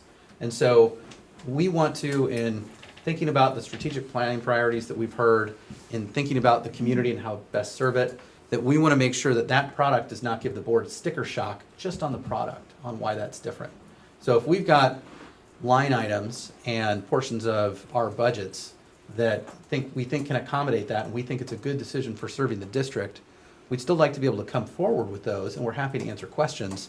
But because it's a big change, going from a $225,000 or $250,000 project to a $400,000 project, we'd want to know, does the board think that's maybe not a good use of funds? Does the board want us to do further explaining for those sorts of things? Because we don't want it to show up in your consent agenda and you say, hey, this isn't what we signed, this isn't what we thought we agreed to. Clay, when you're figuring out the amount of dollars to maintain these things with chips, and you're saying it costs more actually, these parks that have these chips, do these parks also have grass that's got to be mowed? I didn't look at the whole park. This is just the playground facility. The reason why I'm asking this question is because I'd sure hate for us to say, well, we're figuring in the travel time to get there to take care of the chips, and then we're still going to be mowing as well. There's still If I maintenance, may kind of regardless of tab product. in right here. Yeah. The time I had noted on here, that time is just me working on the actual play surface, not Okay. transport time, not me doing Right. anything else. Park. This is just for the surfacing. Okay, that makes sense. Right. Yep. And so that's a good question, but we tried to keep it pretty tight, and that's what Dean did, I think. I think Dean was pretty successful in looking at some of those figures. But what I did was took his labor on those high-low ranges, and that's why I scaled those so that his low range was the smaller park, mid-range was the middle park, and then the bigger park was assumed to be the higher scale of labor. And those are just the figures I did. Those are projections. They're not real-time things. So, and that's also math that I did after I saw Dean's data. Thank you for doing that. Well, I appreciate the presentation, Dean, and I trust staff to make the decision on these surfaces. And I do believe having a variety of surfaces in the district for kids to go to different parks and have that different experience, I think it's great, and I trust staff to move forward. Yeah, I would also generally say staff decision. Anytime you want public input, I think is helpful to know which parks maybe, if there are kids or parents or grandparents that prefer a park to be more accessible, maybe that's the one that you would focus on some of those changes. But having some sort of, if you've got like your standard and then like a destination park, and it seems like you got that figured out. So I think you're on the right track. As far as which specific surfacing you use for each park, I don't think we should really choose that unless it's a crazy sticker shock kind of thing, then we can come back to it. But And is there any ability to to use any percent of SDC funds on this, because it would be considered some sort of an upgrade or accessibility increase or anything? We can, so one, we should be, if we're gonna do it for things that aren't in our report methodology, it would be best practice to go ahead and do an appendix, or kind of an appendix to this and say that if we're doing it this, we're doing it that rate, so that it gets in the inventory. So we may do that for those, but we would probably have that ability, because what we would wanna do is make sure we're checking practices, because this is a feature or amenity that you have to determine whether or not it increases capacity. But if we increase the size of the playground, then I think that we're able to do some scaling and say there's a cut that could come from there. I will say, our SDC funds we're running through them pretty quickly because of all the things we have in construction. So yes, we can, and we will. In particular, because we have so many playgrounds coming up, we think we'd like to do some incremental upsizing. Spring Meadow is another good example for that. We would like to expand that footprint because we know that there's a lot of housing built next to it. That's part of why we want to prioritize that one. We really want to serve those communities, especially when we know there's a bunch of dwelling units going in that don't have much in the way of yards. We'd love to have something that is a really, kind of like we said, destination playground, where it really feels desirable and special. We're putting it right next to an existing neighborhood that deserves to see a great upgrade, and a new neighborhood that they're just coming in there and they're at a little bit higher density. We want to serve them the right way. So we think this might be a way to do that. Quick You question. mentioned we have several or many playgrounds that need to be replacing. What are we talking about here? How many playgrounds are we talking about? I can't remember the numbers off the top of my head, but I believe we probably have around 10 that are 15 to 20 plus years old. There are many, I think we got 2 or 3 that are older than I am. But in the short term, probably like 5, I would say, within the next few years, will probably need to get replaced or renovated at least. And so if we do the artificial turf, the curbing, the playgrounds, and so on and so forth, we're looking at $400,000 a pop. That's right. And that's why we're having this, that not every single one of those will be synthetic. That, it's not going to be Yeah. inexpensive. And so thinking strategically about how we can do those, because even though I've got Dean over here and Dean knows what these best practices are, he has recommendations on products, but we have to look at the dollars to serve the entire district, and that's a real challenge. So we're hopeful that we can do some things like Brian had just shared with me that he thinks he's got an interesting lead on basically kind of an upgrade and retrofit or renewal at Billick Park, which would be a much lower cost point, but still gives that an improvement. Is that from Columbia Cascade? I don't remember who that's Is that what you're talking about? I believe it was That's the Ross manufacturer. Recreation, are you talking about the one that's currently out there, or the The one one more? that's out there is Columbia Cascade. That's from. Yeah, I believe so. I don't know who this new, whatever we call it, is gonna be, but it would be something where it allows us to do it at a lower cost and still renew that park, so it brings it up to something without being a full replacement, and that could be a good strategic improvement. So we're trying to look for those opportunities to move the needle across the district, but we have so many playgrounds that are aging, that we're trying to figure out how to get to them. But we're also working with community partners to try and do these things locally, like Rotary and Kiwanis and those sorts of groups, and trying to finish out our draw requests on some of our existing grants, so we can go out for new grant proposals for things like those with OPRD. One of the other things, because I put every single playground in except for Friends, and that was the last grant that I got, was to build that park. So what I did is I partnered with contractors and so on to help us build those parks. It'd be great to make those relationships in town. Saunders did a lot for us in the past. Drilling those holes, doing all that work, and then the park staff put them together. So those relationships, if you could find them, they're helpful. So, well, anyone's out there and knows people that do that kind of thing, a lot of people want to come forward and help you with that. So that would lessen the cost, because if you're going to have someone install for you, that's going to be very expensive, and you know that. So yeah.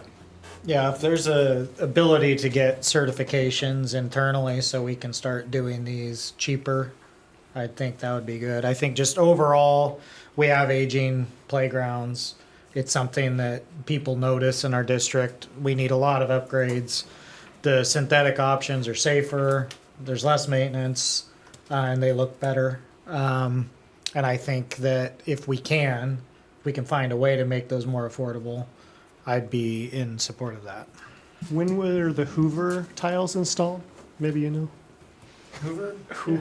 You're going to age me. The tiles specifically. But you know, 2012? with Hoover Memorial. Same as Memorial? Park, Hoover Park, we got a grant for because it was a retrofit of the old swimming pool. Yep. So we used the deck of the swimming pool as the ballast to put those on. And then Hoover, and in Memorial Park though, we had to pour a slab to be able to glue those on. And we did that all in, that's why I was surprised that they said you have to be certified to do that, because it wasn't brain surgery putting those things together and putting them on. Well, hopefully Dean Yeah. getting certified, Well, I that will is say, not brain as far as I surgery. know, that just is the actual install of the material, not necessarily the site prep has to be done by Well, that's what I'm talking about, install, But it yeah. wasn't like, but we had R&B Rubber in McMinnville that sold those, they're now out of business. So now I'm sure it's a different world. I can tell you kids love turf, like just, and parents, quite frankly. They also love bark chips for, messy reasons. I have to convince my kids to spread out the piles that they make. I'll just leave it up to staff, I guess. So thank you for the report. One last note, I think you said 2012 was the build on that other one, so it's at 14 years and It's kind of within. still in decent shape, so maybe with modern technology, we're looking at maybe getting 2025 out of them potentially, so. Yeah, and I believe the new school over in Dundee, they have the newest, fanciest version of tiles right now. So maybe let's go take a look at those. Those are kind of what the newest version of those look We'll like. say Memorial Park in Wilsonville, which shares the name but totally different. They've got tiles in their playground that are, there's like 3-inch gaps between some of these tiles. It's pretty awful, so, pay close attention to Appreciate you quality. coming. Yeah, Yeah. no Thank you. problem. Hey, and I believe that when we take and we build these brand new parks, especially where they're going to be in high density housing, we definitely need to make sure they're ADA ready, compliant, 100%. I And 100% agree. start from the very beginning. Yes. Okay, anything else, Clay? Not on that topic? That's all I got. Okay. Thank you. For coming. Thank you, Board. Appreciate it. Thank you, for your Dean. work. See you out on the playground. See ya. Okay, next we have board comments. Matt, what you got for us? Board comments already? Wow. I'm trying to move here. Okay, Jason and me and Hey, Clay. excuse me for just Yeah. a second. Hey, Richard, can you get those photos up on our screen? Or maybe, there we go. And I'm ready with them, so Richard, I've got them up on my laptop. Thank you. We had a little field trip out to the landfill site, which is something that we've discussed in this board for 3 years, it seems like. And we kind of took a look at it. We walked it with some members of the Yamhill County staff.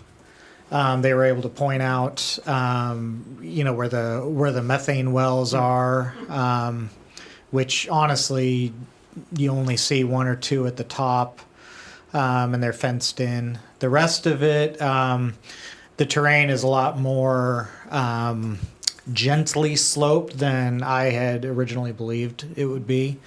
There is a slope there, as you can kind of see in some of these pictures. It's also where it's Chehalem Creek, right? Enters into the Willamette. I think so. Is it Chehalem Creek?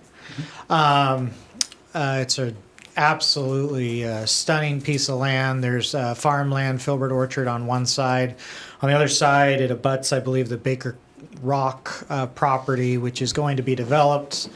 The bottom 15 acres of that property, I don't believe, are able to be developed, so they're likely to turn into some sort of recreation land too. And then next to that would be Rogers Landing. So the concept would be continuous parkland, kind of going from here all the way through Rogers Landing, potentially someday. Beautiful piece of land, wildlife everywhere. The riverfront with the confluence of the creek would make sense for a kayaking area, paddle launch area. In fact, it's an area where on the river you see a lot of folks currently using it to kayak up Chehalem Creek, depending on how much water flow is in the creek at the specific time of year. I think this is a piece of land that no matter what is absolutely crucial for us as a park district to obtain. I also believe that it could be used for trails on the bottom, riverfront trail system. A paddle launch potentially, might be a hike-in paddle launch, but that's okay. There's an area up top that could be used for as like a promenade or a wildlife viewing area. There is a great blue heron colony, I guess you'd call it. There's about 15 or 16 heron nests up there. And there's osprey and eagles that frequent the spot. So for everything from wildlife viewing to accessibility to the riverfront district part of town, potential connectivity to the Newburgh-Dundee bypass trail. This is a just absolutely stunning piece of land. The pictures don't do it justice. And I also believe that if we wanted to use the slightly sloped portion of the land, it could be easily turned into a mountain biking trail system, which will just expand over time as other adjacent properties expand. I know there's a lot of excavators who have their hands on, it seems like, unlimited fill dirt. They're eager to get rid of it, which means that not only can they put the dirt down and build up, which is what you do on pieces of land on landfills, but they can also kind of craft the land. They can add the features that mountain bikers desire. You know, the turns and the, you know, all of it. I don't know all the terms, but yeah, that's a really good aerial view of the land. And it's right there in the district, so it can be accessed by foot or by bike or by car. This is where we're going to see the development in Newburgh in the next 10 years. So you don't have a lot of no-brainers in life, but this is one. So I just wanted to share that. Jason, you just want to segue on that? It sounds like you guys are on the same boat. Well, you know, the other thing he didn't talk about is the fact that, you know, we've got sheriff's boats, and we would erect a building to be able to house the sheriff's boats up there. And, you know, they actually called me one year asking me if I had room on my property to store boats, because in Yamhill County, we were short funding for our sheriff's boats. We found a place to be able to put them, but this would be a permanent place in which we could have them. And once we have that, there is no rental for Yamhill County to pay for these boats. What I envision is CPRD would pay for this building. We would erect a building there, and it would just be a building. We're not paying to put in electricity or water or toilets or showers or any of that stuff. I'm simply talking about a building. So, and we have already spoken with, when we were down there, I met with Matt, with Ryan Reinhofer, who's sitting here in the crowd. Clay, of course, we had Yamhill County there, and then we had a company called MEI Engineering, and they said, look, if you guys were ready to do this right now, providing we could get Yamhill County decided that they wanted to move forward on this, and CPRD wanted to move forward on this, we have the ability to start it right now. We have the dirt, we have the equipment, and the cost is zero. That's impossible, okay? But that's what we got. It is an impossible deal to make something like this happen. So it's pretty incredible. Wait, Jason, could you expand on the MEI consulting thing, how they could start right now for $0? Explain that. Well, basically, they met with us and they said they've got all these projects where they've got all of this dirt and we've got all this, and yeah. Sorry, I wasn't sure what they provided for Yeah, $0. they've got all these Okay. different construction sites where they've got all this dirt that they've got to get rid of. And here's the best part. It isn't just some company that's got all this dirt. This is a company that actually builds these types of parks, and they specifically build them on landfills. So they understand, based on the slope, what type of dirt they gotta have, so they have the proper drainage. They understand those things, and that's one of the things that we spoke about while they were here with us. So I'd like to touch on something else here, switch subjects. I got a call from a dear friend of mine earlier this last week while I was out knocking on doors. And he was asking me about Bob and Crystal Riley Park. He was really concerned. He was under the impression that this property was willed to us, and I had to clarify it was not willed to us. We actually purchased it. Even though it was a gift, it was a purchase. And I clarified that with him, and a couple days later, he was killed riding his motorcycle, or he was riding his mower, and he was accidentally, unfortunately, hit. Oh, I know who And that is. so I just want to say to his family that you're in our thoughts and our prayers, and we're so sorry for your loss. So he was a pillar of the community, was 86 years old, just a really, really great guy, and I just want to remember him. Another thing I want to talk about is in our last meeting that we had, there was a lot of back and forth about roles and responsibilities, and why did the previous board get involved with what this board thought was maybe a staff decision regarding Bob and Crystal Riley Park. The reason why the board got involved is because it was a board decision. The board is the one that sets the policy. So I just want to make sure that everybody here understands the board sets the policy, not staff. Staff follows through. Staff gives recommendations, we set the policy. Another thing I want to say is, you know, I've been on CPRD now for 2.5 years, okay? Every single time I've been to a meeting, it doesn't matter whether it was this board or when I saw the other board work.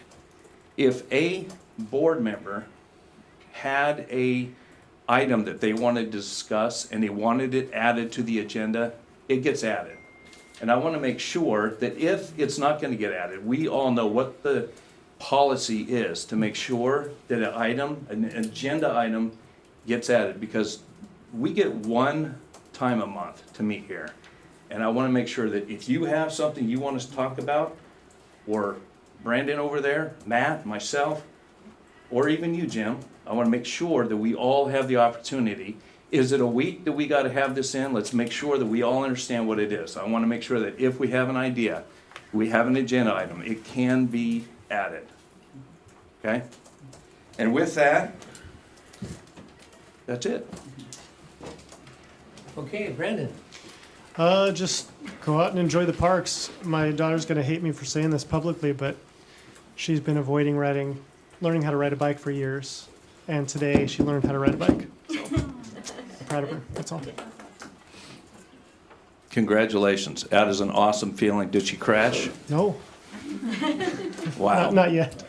Well, I tell you, my daughter crashed, and she was bawling, and I picked her back up, put her on the bike, and said, we're doing it again, because otherwise they won't get back on the bike.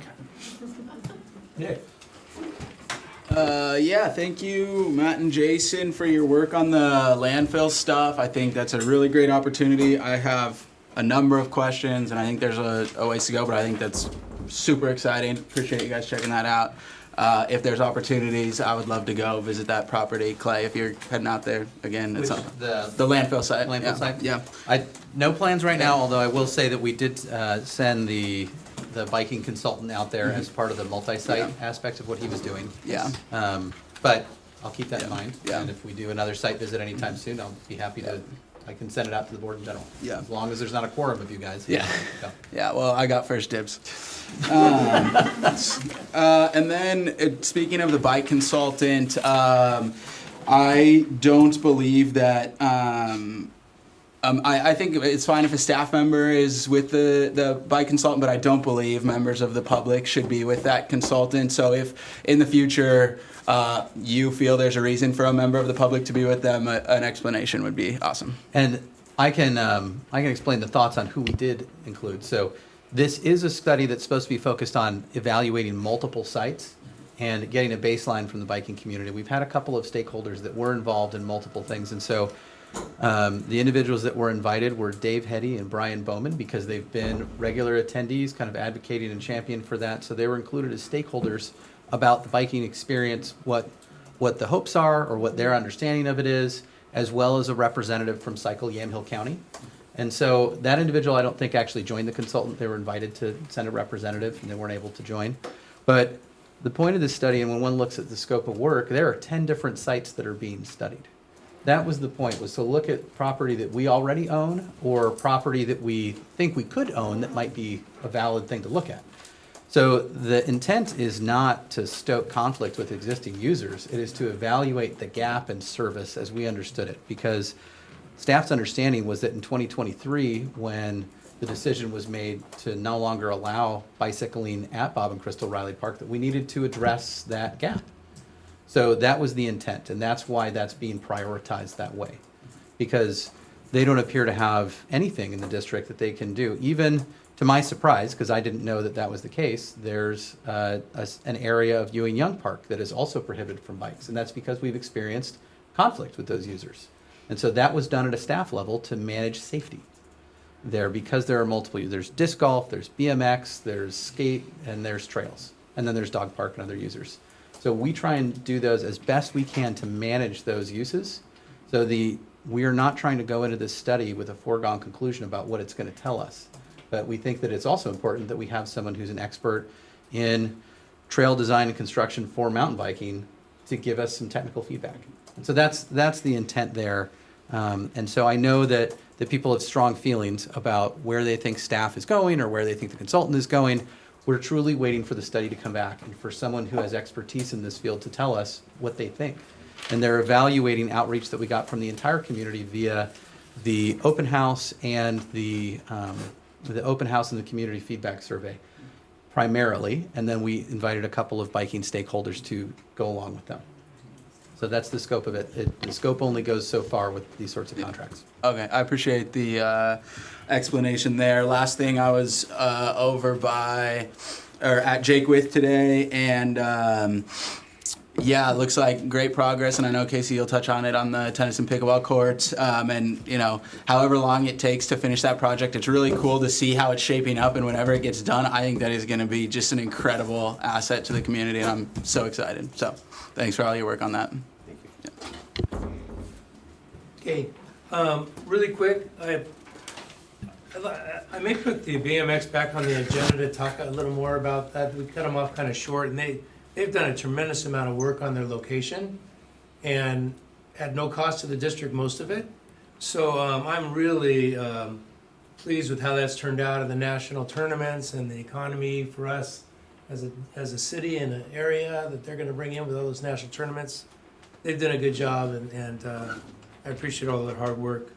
I have to say that the parks, I go to them periodically, driving by, and I know a lot of people here drive by them and see them, but I see different things that a lot of people, because I was involved with them, and you guys are doing a great job in the parks as far as things look good, flowers are growing. The only problem with this time of year, I know it's a pain, but everything is gonna pop and the grass is gonna grow 3 inches a day. So I know you're gonna be busy out there, but everything looks good, and you've got some machines now that can mow more in the winter, which is great, which I didn't have the luck of having. So you can go up these, like Hoover Park and so on, up those hills. So it's great. The other thing that I see is the amount of people at the aquatic center. And I hope that doesn't become a problem for us later on. It's so attractive that, and they really have no competition from the weight rooms and so on in Newburgh. So it's just bursting at the seams. So thank the aquatic staff and the folks doing the fitness over there and all the yoga classes and everything that's going on. That's amazing. One thing that I want to talk about the landfill, and I just want to be really clear to the general public. At the landfill right now that everyone's talking about, and I think it's a beautiful piece of property too, but it says no trespassing, no public on that property. Please do not go on that property until those signs are done. There's a reason for that, and I don't know where the landfill is concerning the Department of Environmental Quality, and if someone gets hurt out there or is exposed out there, so we have to be very careful as a park district, liability-wise, to make sure people understand that it's not open to the public. I'm not sure when it can be open to the public from an environmental standpoint, and DEQ can answer that. I know Casey, you sat in with DEQ with me before, and they said, no, we don't want you going on that property. That may have changed now, but we want to make sure that we, cross all our T's and dot all our I's before we jump into something that might be bigger. I'm not saying that we don't want to. I'm just saying that we need to do our due diligence as a district. So please don't go on that property until those signs are down. I know the county would appreciate that. And as far as, you talked about adding things to the agenda, in our manual, it basically says the president, whoever's president at the time, has the ability to do that. So we do that looking at what else is on the agenda, how much time do we want to take, how much time do we have to give the public ahead of time to tell them it's gonna be on the agenda. I just don't like to surprise people, so that's kind of how I roll. So I get what you're saying, and I have no problem with it, but we just gotta look at what else is on the agenda, and I always want to talk to the superintendent, and we do that too, to make sure everything's cool, so. Although, Anyway. if I may, from a logistics standpoint, I typically do agenda review with the board president, and right now that's Jim, that would be whoever, in the future. But that is typically on a Monday, a week and a half before your board meeting. So we publish the Wednesday proceeding, and we typically review on the Monday, 2 Mondays ahead.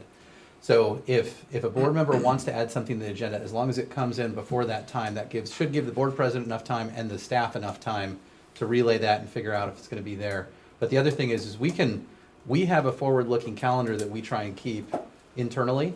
And so if it doesn't go on the immediate one because it's a packed agenda, we can always move things around, and we're happy to do that. So I typically do most of my communication with the board president through that agenda review process. But if there are board members that have certain things they would like to see and make space for, you can always start with staff, and we'll loop in the board president once we know what the ask is, and also can share with that board member who's asking things what's tentatively on the agenda so far. And then that way we can figure out too if staff has bandwidth to shift things or how important those are from a time-sensitive standpoint.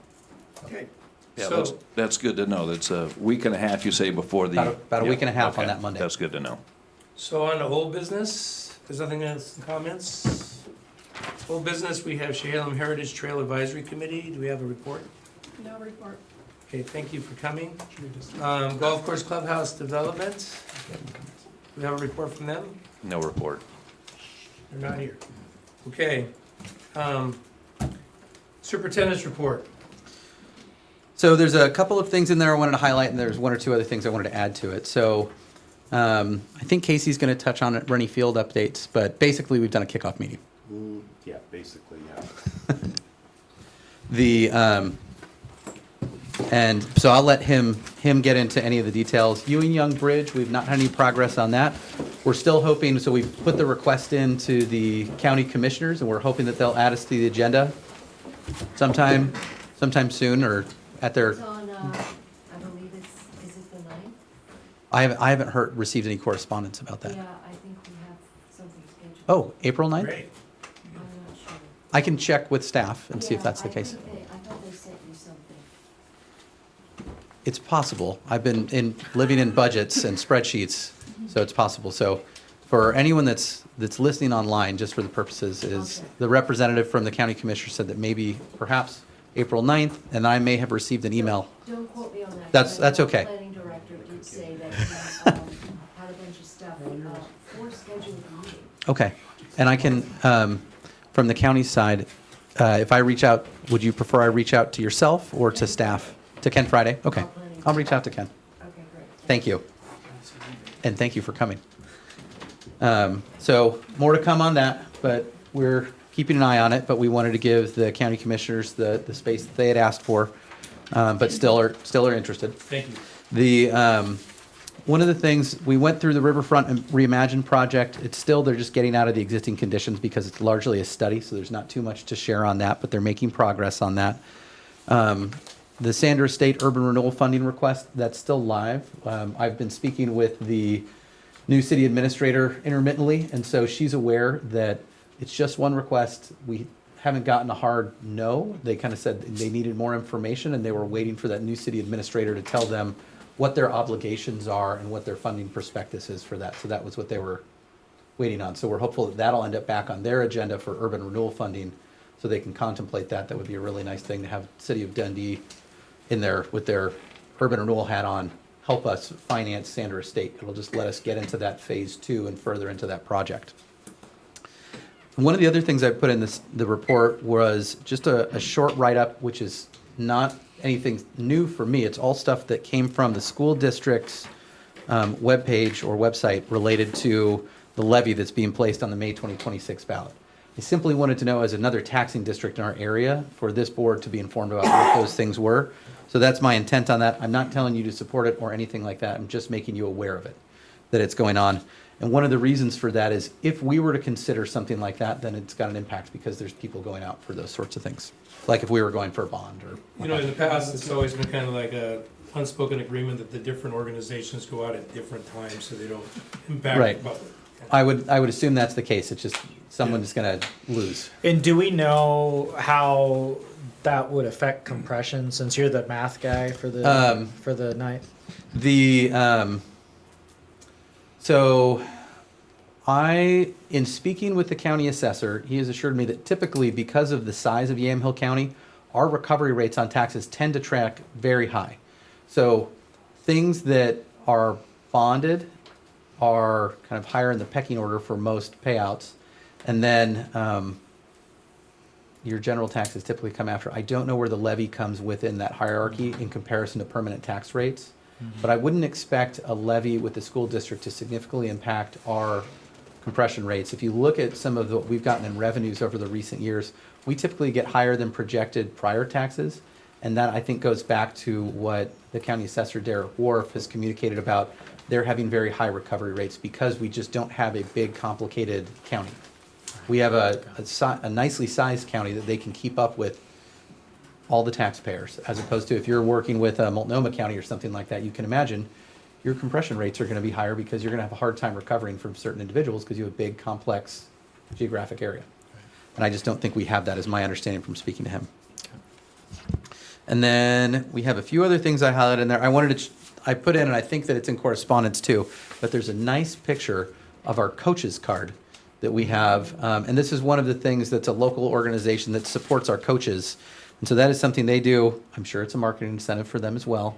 But Abby's Pizza does that, and I just thought it was a good example of community support that we don't have to do anything for that. We don't do anything at all, but they support our coaches that are volunteers for us, which we conservatively say we have 650, although I think that Julie has told me we probably have closer to 800 at any given time. So we don't want to oversell it. But so I think that's really great. One of the things I did want to note too is that and I think the board has seen this, but we've had several resignations from our Trails Citizen Advisory Committee. I think at this time we may only have 3 members on that Citizen Advisory Committee. So the board knew what was happening with that. I went ahead and asked Kat to reach out to the existing CAC members and basically ask them, given the resignations that have occurred, given that there's only 3 left, what were their feelings? Should it continue? Should it dissolve? Can they do anything? If it continues, what do they need? And those sorts of questions. Kat, would you be willing to speak to that? You can steal his mic. I guess we didn't have quite enough mics. Yes, so we did have resignations tendered since your last board meeting from Lauren Pfeiffer, John Reuter, Dana Kemp, and Bob Freshman, 2 of whom did speak tonight as individuals, which brings that committee down to 3. So we contacted and Bob Freshman, who had just tendered his, and I think it was Anna, and Dennis Wiley. right. Thank you. Sorry, I'm reading my things and confusing myself. And we asked them what their recommendations would be for themselves about the future of the committee, whether to continue to the end of the term, which would be September 26th of this fall, or whether they would prefer to dissolve, or anything else that they would like to convey to the board. And Dennis Wiley conveyed that he would prefer that he would recommend that the committee dissolve at this point. And the 2 women both separately said that they would be willing to serve if the board believes that they can be of help. However, if that is the board's decision, they would strongly request clarification on the role and the board's expectations of what that would look like. So all of them are just in a holding pattern right now of knowing that it is the board's decision what becomes of the future of that committee. So with that in mind, staff is not suggesting you do anything this evening. If the board would like us to agendize a discussion about the future of the Trails Committee, we could do that. If you would like the Trails Committee simply to convene another meeting, they can do that as 3. Their quorum would now be set at 2. So they can do that and they can talk amongst themselves and they can do a report out. But if it doesn't specifically come back to your board as an agenda, then you wouldn't do anything about it at that time. It would just continue on. So given that, is there any, what would you like staff to do? What's your recommendation? That you discuss it at your next meeting? With the opportunity to figure out the kind of continuing future and give that extra direction to the remaining Trails CAC members, should they choose to remain, or to consider dissolution? I'd recommend discussing at our May meeting. At your May meeting? Yeah. Okay. Is that because of budget? Focus on the budget? Budget, and the next meeting is going to be busy. Seems like a fairly short line item. Discussions have a way of taking up lots of time, though. So Yeah, it's- good point. It can be a thing. So I mean, staff is open to it, and I don't know. I just wanted to make space for others if other folks have thoughts or alternatives. Yeah, I'm gonna recommend we go to the May meeting. We're gonna be pretty full in April. I don't want to waste their time, so I think that it might be good for them to meet together and discuss it, and maybe they could bring it back a proposal to us. I think that would be a good thing. And then we could meet in May, that's fine, but Okay. I think that they should sit down and discuss together, and if they're looking, look, we can do a lot more in trails within the district, that's great. But I think that they should have a chance to discuss it together. Well, they would tentatively meet next on the 14th of April, which would be before next board meeting. So if it was on April's agenda, they could have 1-page report. We could. And you're the liaison with them. Yeah. On the board, so. Yeah. I would How do you s- feel about it? It's a little disappointing, but things change. Clearly, if it continues, there needs to be a very clear board direction. So if they come back to us and say, we want to continue, I mean, they already kind of did say what they said they would if. Mhm. So I think we probably already have the information to make a decision, but I wouldn't mind chatting with them the 14th and then making a decision on the 23rd. Seems reasonable with only 3 people. Okay. That's just Yeah. one opinion. I kind of think waiting till May to discuss it because, if we decide we want to keep them, we're going to have to give them direction. And I think waiting till May, that would be easier. And it sounds like based on Dennis's response, and the other 2, they're going to, they sounded like they were open to the board decision. So I think discussing in May is the best option.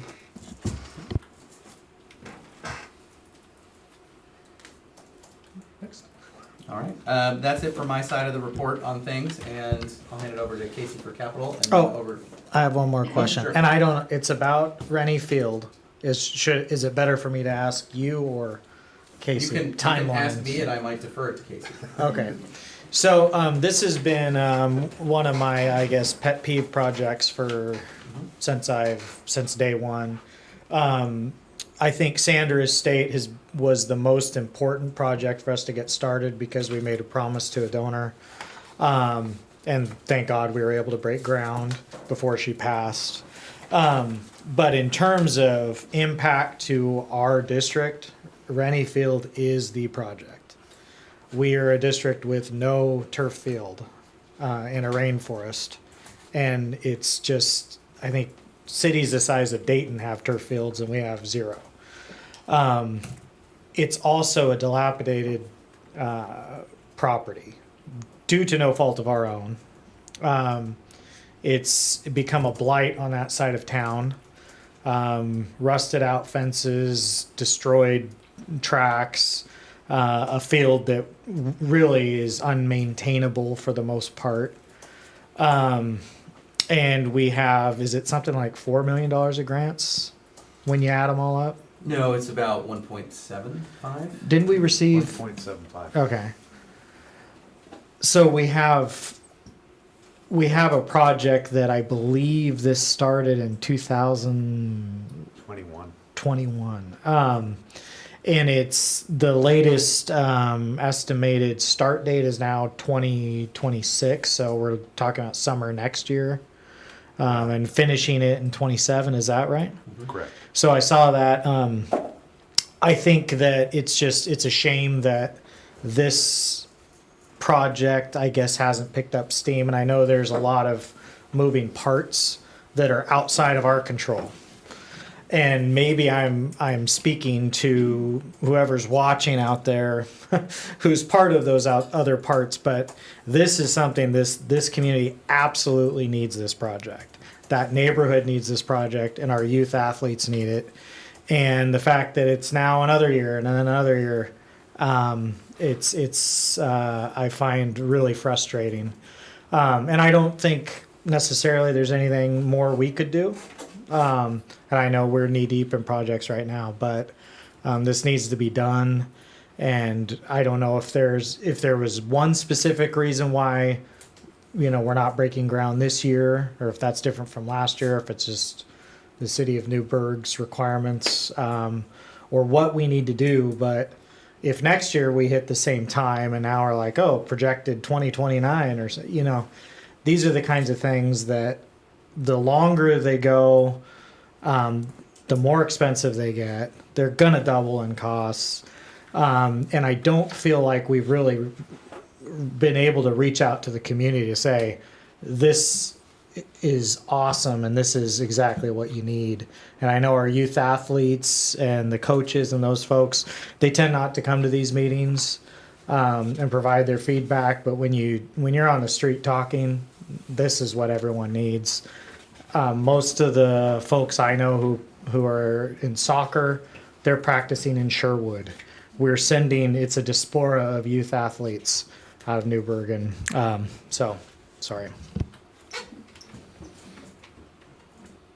Were there any questions in there that you wanted us to answer? There or was that more of a is there a sorry, I'm not trying to be. Is cheeky. there a specific reason that we're now another year back, and because this has happened in the 3 years since I've been around? When we applied for a grant from the state, they looked at the language on the agreement with the school district, and they weren't comfortable with the language. So it took, it took months, took a long time the first time. We've gone through 3 school superintendents, or 4, and just takes time. We finally got that. We signed the agreement with Target. We had a pre-app with the city regarding land use and Blaine Street improvements. And right now they're working on getting us, they don't figure they can get all the land use and permitting done until October, November, which is kind of the end of the construction season. And they mentioned they would start as early as they could next year to be sure that they were done by September of 27. So it's changing the IGA to the lease that cost us another year. Mm-hmm. Okay. Correct. Have we run into any surprises in working with the city and what they would like us to do that we weren't ready for? Not yet. Okay. We That's talked. good to hear. We talked about parking because, as you all know, there's some on-site parking down there, Right. and we have to kind of maintain as many existing parking spots as we can for the project, because that field's going to fill up fairly quickly. So we're working with the city and have a kind of a draft plan of some reverse angled parking, and we're going to do some different things down there. So I'm just looking at cost escalation, not just from Yeah. waiting, but also from, we have these changes happening, so. Strap that microphone to your face. Sounds Maybe you like can't hear the coach. You'll see it in the budget document. sounds like we're in Yeah, I'm sure we'll. one of the best positions for this project in years, though, right now. Yep. Okay, so Yeah, then- we're moving forward. Okay, so I'm glad to hear the school district's been doing their side well. Right, and it is important that, one of the things that, with all the conversations that went on during the last board meeting, your consent agenda included a giant contract to get this thing Right. going into design. And that design is when we will uncover what sticky problems might exist with the city, or with the infrastructure, or with anything else. And some of the engineers that we've got with AKS that are part of the design team with Tarquette, they're already trying to do that. So when Casey mentions that they're working on some parking configurations, it's to retain that parking. AKS is looking at some of the existing infrastructure, which it's on an old side of town. So the storm wells are only 2.5 feet deep. And you have to deal with getting the water to run downhill, but you only have 2.5 feet below grade that you can run it. So they're doing different solutions. So they're working on those things. And so far, that's not pulling them off track, but this is a timeline that we feel comfortable with. And we would rather be realistic about that timeline. And it could change some more depending on what we find in design or we find in construction. But we're going to try and be as realistic as we can and include a little wiggle room. We'd love to see it be early, but you just don't know what you're going to find as you get into a big project like this. Well, it's exciting. Let's move forward. Yep. Sounds good. Yeah, and I'll go through these projects one at a time. Jake with pickleball, the contractor's been kind of responding as he can with the weather. They've got majority of the fencing is up now. They've paved one layer, and they had an issue in the corner on it would be the northeast corner of the courts where all the traffic was going on, and we recognize that as being construction traffic, and so we made the contractor tear that section out and excavate down a foot and put in bigger rock and then compact 3/4 inch minus on top, and they're set to kind of repave that again. They were hoping this week, but I don't know if that's gonna happen. So we have been kind of in contact with them and making sure that they're doing the right things. They've got all the stormwater pond, they've got a lot of landscaping done around that. They've got the fountain installed, like I said, the fence posts. And then basically they're kind of waiting until they do the final surface coating on it, which is acrylic, four-layer acrylic. So looking forward to have that done. We did, and we have received some conversations from people around Jake with Cart pickleball courts regarding our modification to the approved design. The condition that they required us to do some type of noise mitigation. So I have talked to some people over there. I've sent out 3 notices so far because the city didn't think we noticed it correctly the first time. One of the times I put the wrong date on.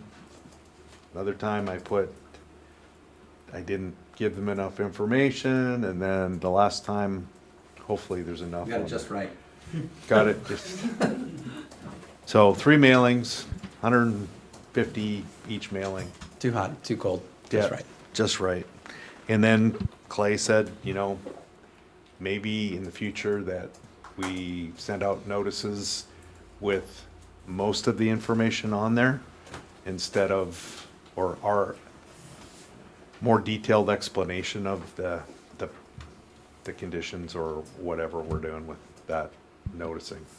Right, and I'll say there's an individual that stopped by today, his name was Paul. And he came as a resident, and he said, I wish I remembered his last name, but I don't. And he had said, it'd be really nice to just get some clear communication, because this notice that we got, it doesn't really answer any of the questions that I actually have about what's happening. Because it just describes things generally, and you get half a page to do it, and that's it. And that's how those public notices, they're supposed to be a springboard onto the city website, but that's a technical application to a planner for a plan review. So what we're thinking is for this particular project, then perhaps ones in the future, that when we know we're gonna have to do public noticing, that we send out our own mailer too, to say, look, you're gonna get this other notice, that's fine. We can explain why they got 3 to the extent that we think we can keep it tidy and explain it. But but also say, why is this important? Why are we doing this? I mean, for us, we don't think the city had ill intent when they did this. We just think they went a step too far. I think you're And- 100% right. And we didn't know at the time that it was a big deal because we didn't know that it would cost 70 grand to do what they're asking for, and it feels relatively unsubstantiated because they even say they don't have a code for this. And they did have one related to noise violations, and that was noise nuisances, and that wasn't even mentioned. So I think that when we got to consider it, we thought that, as the board had indicated, that this was a good idea to go ahead and request this modification, but that could be confusing for the neighbors on why was it a thing before, but now we don't think it should be a thing now. And will the park district still treat us right if it becomes a nuisance in the future? And the answer is yes. We want the ability to manage that park as we see fit, because we're the people that know that best. The city doesn't. They have the codes that they have, but that's not their area of expertise. That's ours. So. Okay. Anyway, based on what we know now, we'll send out more detailed notices. We'll do what we can. Sandra State Park, that one's going pretty well. We've got some good news maybe from the city. We're trying to kind of combine all our costs for the water line that we installed for the city because their requests got bigger than initially. And we're trying to capture everything we can. We have an MOU that has been written, and I think it's in draft form still. Just kind of waiting on some contractor information on that. So they've basically got the splash pad. I think they're waiting to do some grouting on it. All the stones have been smoothed off and as much as they can. And the architects kind of signed off on it. We lost one of our architects who was involved with the project. Brett went to work for another firm, and so not unusual. Kurt Lango, the principal of the company, one of the principals of the company, has been meeting with contractors during the contractors meeting now. Sidewalks are, I'm gonna say they're 90% done. They're still, they were getting ready to pour the bottom of the splash pad and some other features that they were doing. That was last week. They've got all the parking lot graded out. They've got some light stands in the parking lot. That's kind of their last piece that they're gonna pave. We had some discussions with the city engineer, who is actually AKS, on what they wanted us to do on Fifth Street was to pave the whole thing. And we can't rightly afford that, and the city can't afford it at the same time. So we're gonna tear out our side of the street. We were gonna grind it and just pave a 2-inch lift. It's been so torn up now and so much traffic over it that the engineers don't think that'll last. So we're gonna pave our side completely, and it's a little bit more money, but it's not. It's maybe $7,000 more to repave that whole side.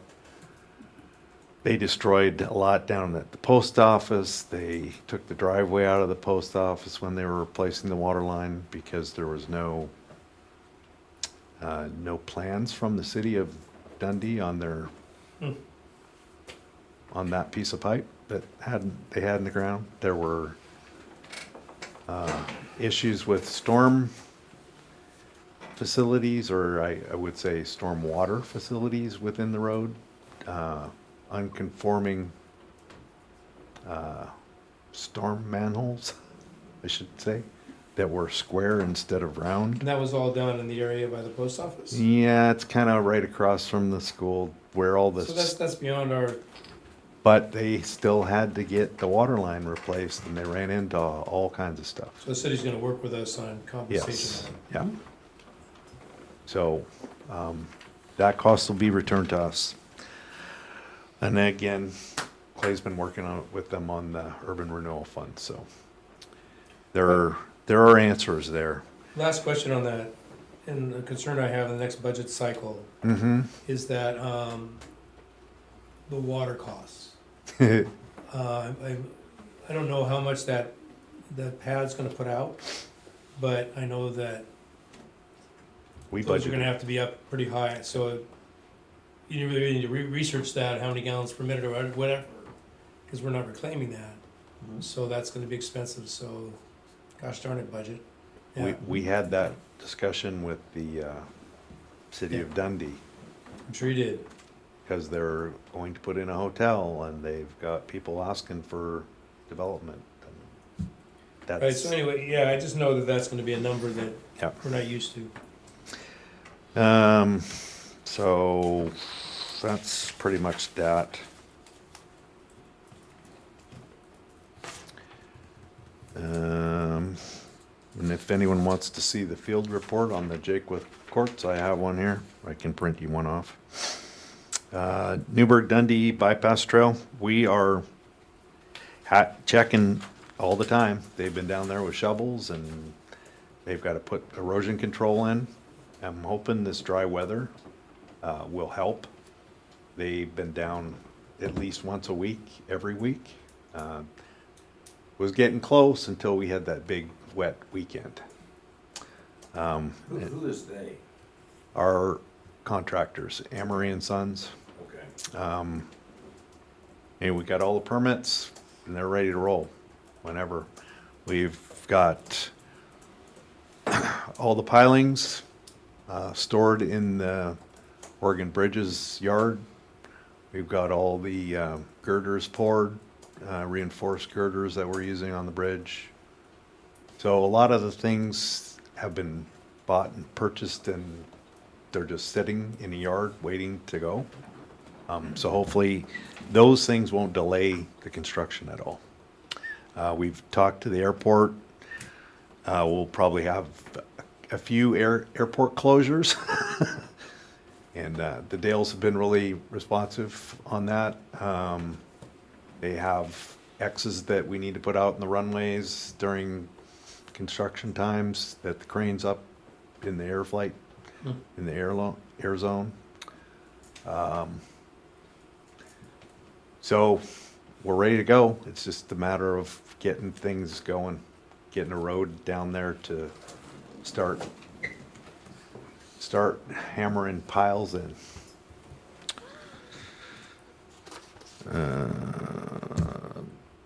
And I guess the last one is the clubhouse feasibility study. So currently they're in design development, and we've been with Clay and Kellen during this process and had them go ahead with the mid plan, because that's what we heard from everyone on our public meetings that we held, from the board members discussing it, and from our own internal meetings, and talking to people that would be interested in running a restaurant out of that facility. There are others that we probably still need to talk to, but we consulted with them on kitchen size and the ability of how many people to get in there and what kind of service would be in there. So I think we came up with something that's pretty good, and the Anchor Moisen will have something back to us visually in the next week or so, and then economically in the next probably 2 weeks or so. So we'll put that on the agenda for the April meeting, and we'll have a presentation on the April meeting. We'll try and keep it short and sweet. It is all about how much it's gonna cost and is it feasible? And that includes the third 9 business. Yes, yeah, we added that kind of at the end. I can tell you that it's about 3,500 square feet, so the base model was about the same size as the original, what's out there, trailer. This is 1.5 times as big, plus the event tent on the end, plus a cart barn. How do our golf people feel about that? They're in this room. You're one, and there's one sitting over there. You guys feel good about that plan? I think it's gonna work. Okay. Yeah. We had a pre-app with the city regarding development. There's hopefully not a lot to do other than the clubhouse, because some things got brought up, road widths, and I don't think we're really increasing the capacity, but possibly in a way, because it's busy all the time anyway. We've overflowed our parking lots every year that I've been there. And, you know, gone on to what ODOT has for a bypass now. That was always kind of overflow parking. So not really a lot of surprises. They did ask us about our existing buildings and what we'd use those for. We told them one would remain for sure. And we have options for the existing clubhouse at this time. It could be meeting rooms or whatever. It's never gonna be, it could be park offices, it could be a lot of different things, so leaving that open. But I think the design fits the site. I think the view and the community, I think everyone's gonna be really pleased with the community aspect of it, from walking the trails to walking to dinner or driving to dinner, or I think there's a bigger audience in that area than people realize. There are a lot of new homes, and it's kind of away from the downtown, which is unique because there's not a lot of restaurants at that end of town. It's more fast food and that type of thing. So I'm kind of excited to see what it comes up with. We did kind of ask them to do more of a traditional gabled clubhouse roof instead of the, what is that? The mono slope. The mono slope. Yeah. Because I've seen that come and go throughout the years. I think it's not as traditional. I think Frank Lloyd Wright was one of the original architects that used that successfully. And it's come back and gone away and come back. I think that we're looking for a more natural type clubhouse out there with great views. So it was kind of classic looking. Classic looking. And anyway, I think that's about it for me. Thank you. Julie? Ready for me? Okay, so budgets. We've been working on those for, I want to say, 3 months now.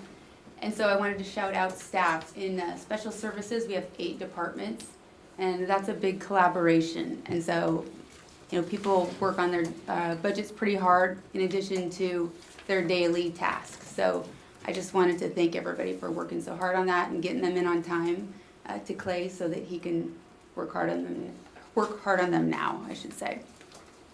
I wanted to start with aquatics. So Jim, thank you for talking about how busy the aquatic center is.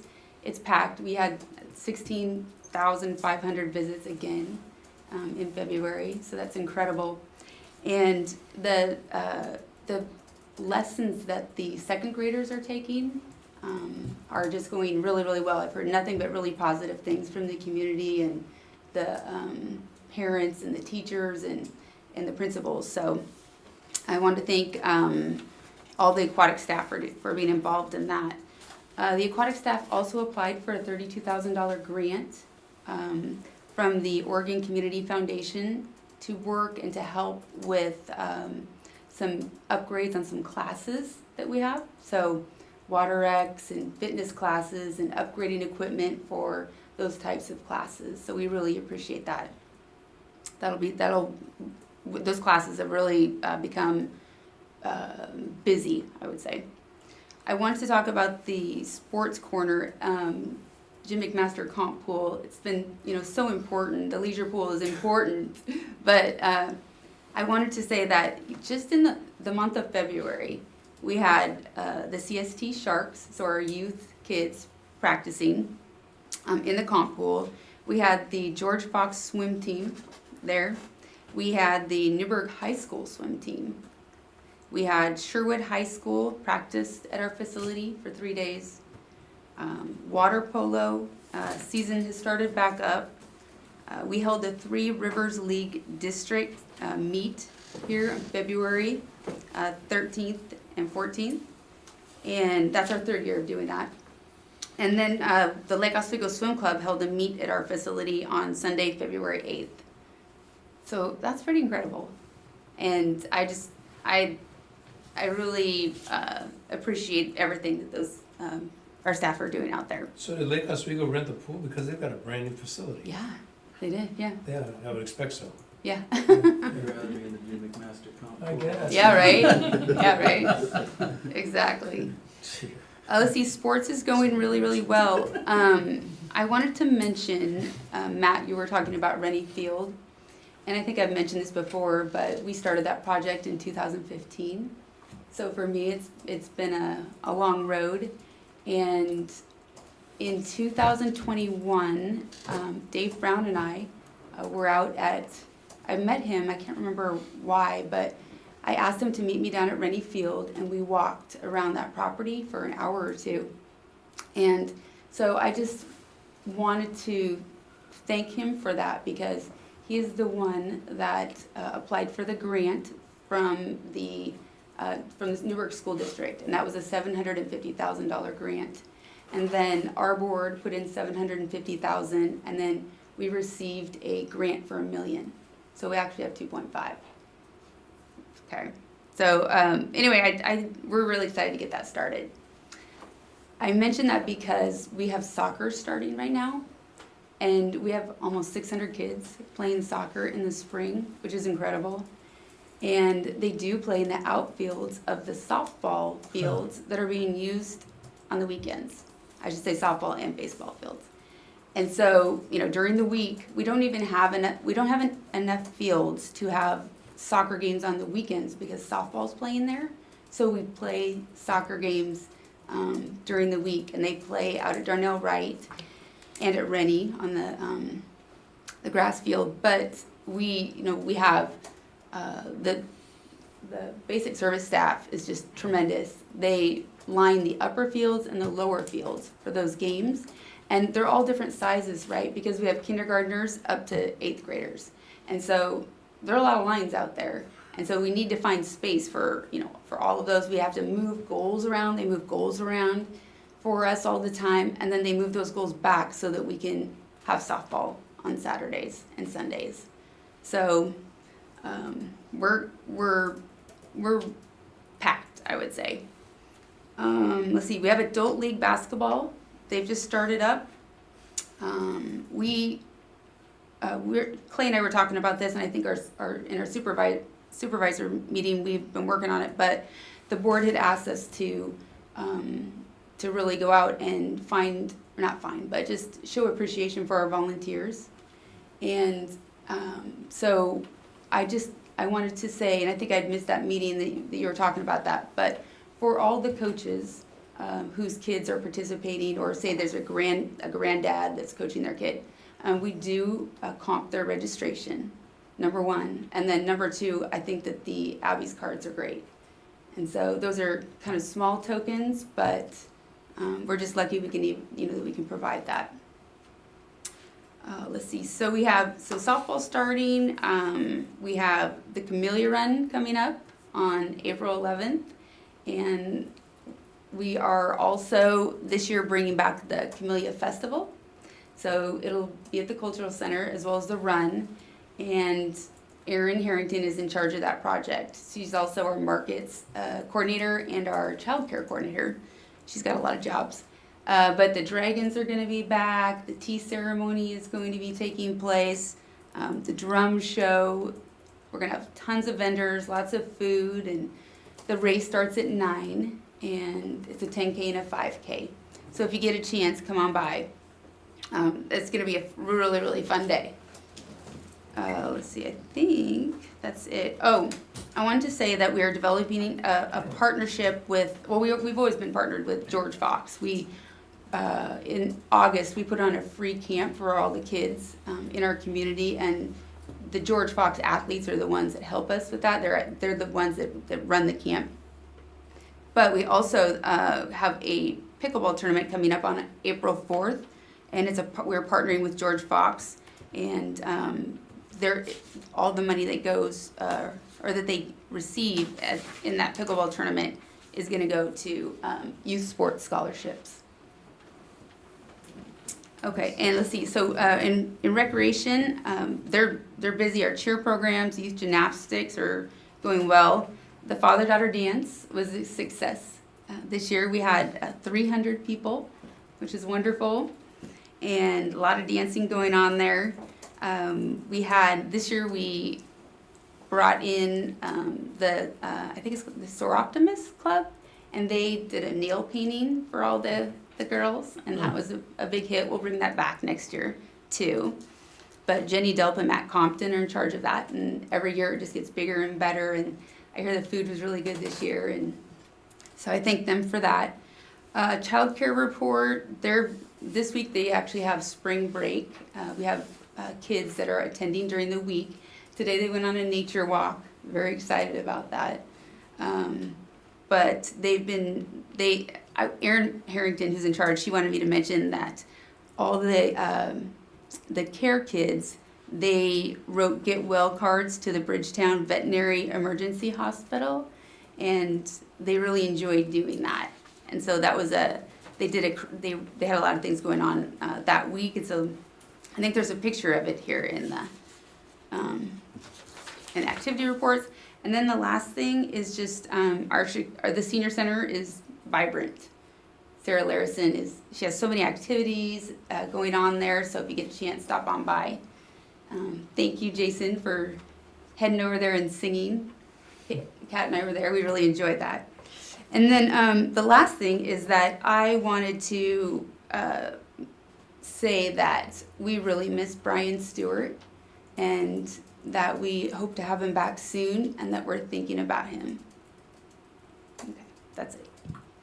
Hey, I want to say that I love your passion and your enthusiasm for your job and all that you do. So thank you so much, Julie.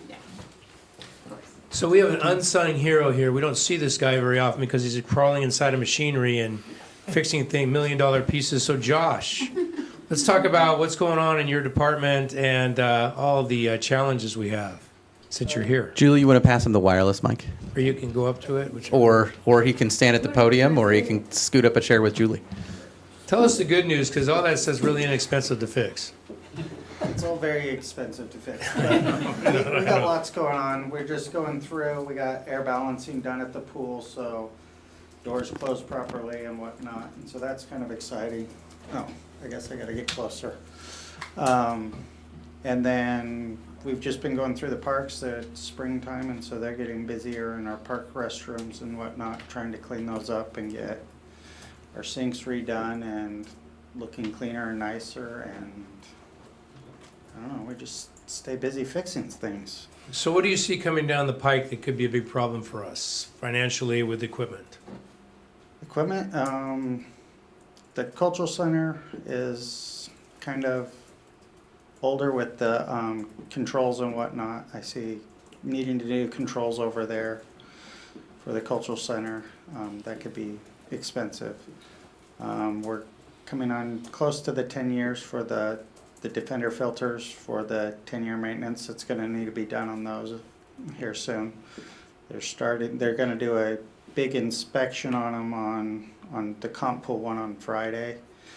Do the deep clean on it and chemical clean, but when they open that up, they're gonna inspect all of the tentacles to give us an idea of how many of them will need to be replaced when it's time to do the 10-year maintenance on that. So they won't be able to replace them then? Because I know pulling up that top is gonna be a problem. No, so what they'll do is they'll open up the window on the side that we normally do when we do the media change and hose them, and then they pull them out and inspect what they can.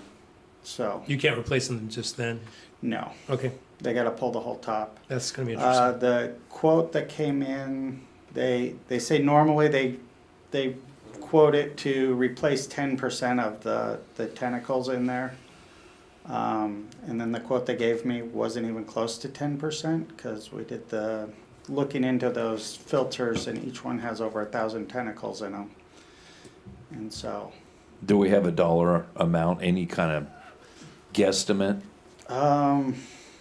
it was,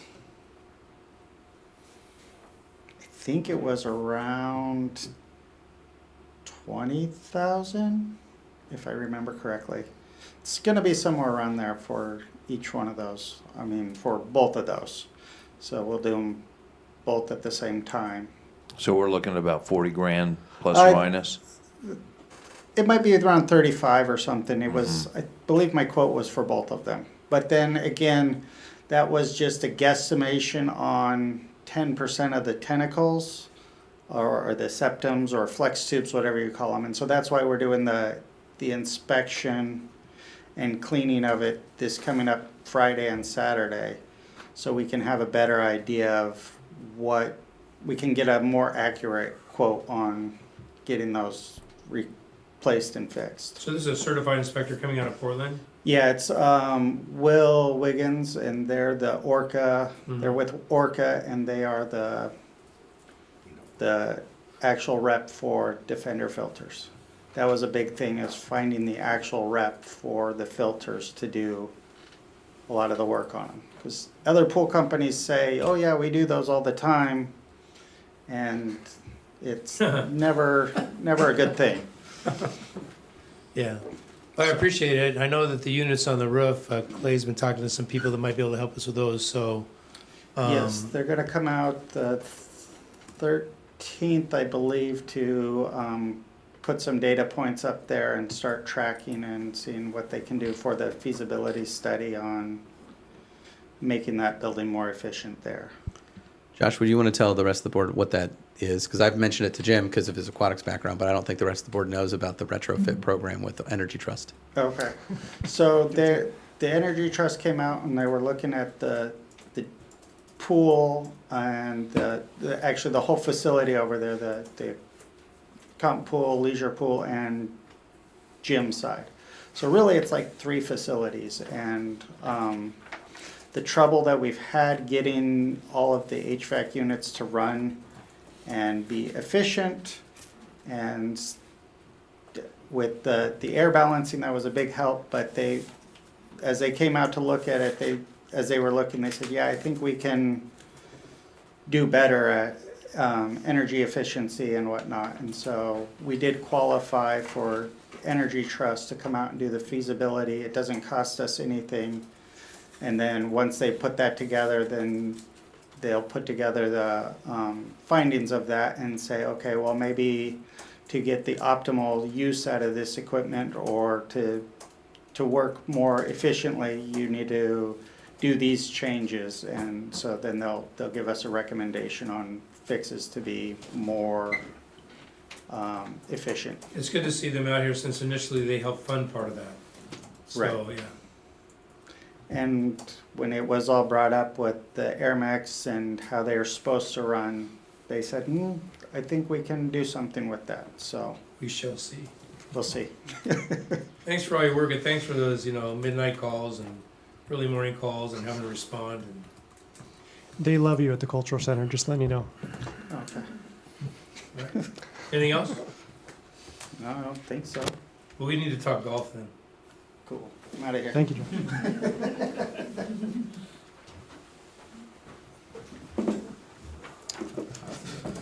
Alrighty, well, our maintenance staff just finished aeration of the greens and tee boxes this past week, so we were closed for 3 days for that. We opened back up on Thursday and hit the ground running. We were packed all weekend long. It has been a busy year so far. Year to date, we're up 15% rounds over 2025. Weather always plays a factor. We were closed last year for an ice storm for a few days, so that's always out of our control, but still very busy out at the golf course. We have George Fox men's and women's team practicing, Newburgh men's and women's team, as well as Sherwood's men's and women's team. So afternoons are crazy on the driving range with all the teams out there, but it's fun to see the youth golfers out there. I am currently working to find some approximate revenue loss figures for changes to the golf course when the bypass comes through. We have 3 holes that will be affected, and trying to figure out how we can manage all that is certainly a challenge. So that's something I'm working on, that we just need to have some figures, approximate figures figured out to give to John Bridges. John Bridges, yeah. But So- those are gonna, I mean, the bypass could be, I mean, I think we should plan. But the cost could change big time because the bypass could be wind. We just have to provide damages so they can reimburse us for them. Perhaps. And then if we want to lease the land back from them for $1 or whatever after, there are different strategies that are in place to be made whole for this, because we will be impacted. And that's for what we're sure. trying to do, make ourselves as whole as possible. Hey, I just heard you say John Bridges. Is that our attorney now? He is not our primary attorney. He's only on certain things that are relic and have been around for a long time, that began well before the transition to an alternate attorney. And the bypass, he's also representing Providence as well as Okay. ourselves, because it's ODOT and their impact to Providence and their impact to us. We're the reliever valve for that situation, because otherwise it would have been Providence that was being impacted. So that's a special circumstance. Okay. Besides that, just trying to ramp up on staff for the summer. So It's gonna be warm, I hear. yeah, right. Kellen, are you saying that if they know good employees, they should send them to you particularly for part-timers that want to work at the golf course Absolutely, or yeah. somewhere else? So Looking if you know for 'em as people, soon as please do possible. send them. Thanks. Thank you. Well, we have anything else? You covered the playgrounds pretty thoroughly, appreciate that. We good? Just mowing, Cat? mowing. So I included in your packet, I just wanted to point out to you that we have revised our public comments guidelines and form, and that's reflected on our website. We didn't change any of the substance on it, but we listen to the questions that we get. A lot of correspondence with our spike in public comments, and that helps us improve. So we just wanted to make sure that our timelines and our processes were clarified and real easy for the public to understand and access. And we also rolled out a new email address, publicaffairs@cprdnewburgh.org, which will act as a conduit just for public comments. And that was started being used just this past week, so that's good to see. And I wanted to also let you know that we are rolling out a brand-new website on Monday morning. So we're excited about that. It's going to be a lot more modern, a lot fresher look. We'll have a lot more flexibility with features. And we do ask your patience, the public patience with us, as we all as a staff learn a brand-new system, because it's a brand-new platform compared to what we've had. Our old one actually timed out and so had to be replaced. So this was not something that we sought. It's something that we're rising to. But I think that it will overall be a really good improvement. So Is that a local company doing that, or is it Um, national, or? it is a national. They are very Civic Plus, well represented locally as well as nationally, and they specialize in municipalities. And so it is the same one. School district has, the county has, a lot of different places around that you'd recognize. Yeah. Just wanted to let you know that that was happening. Could I ask a quick question? I'm not sure who this goes to, whether it's you, Kat, whether it's Julie, or whether it's you, Clay. You sent us out an invitation for the senior center. What was that about?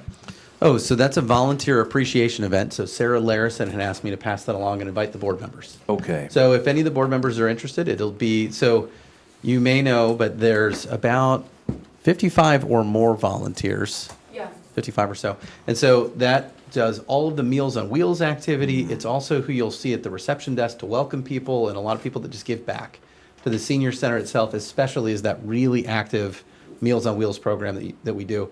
And if any of you have not seen how Meals on Wheels works, and you're interested in that program because it's a really special one, I would really encourage you to go down. Sarah would be happy to have, like, first of all, she's happy to put you to work. And you could also do a ride-along if you're interested in doing that. I myself had a chance to do that with one of the drivers when we were doing gifts for the holidays along with those meals. And it was really, really special to be able to see that. Some people are really in need, and it's doing a good service.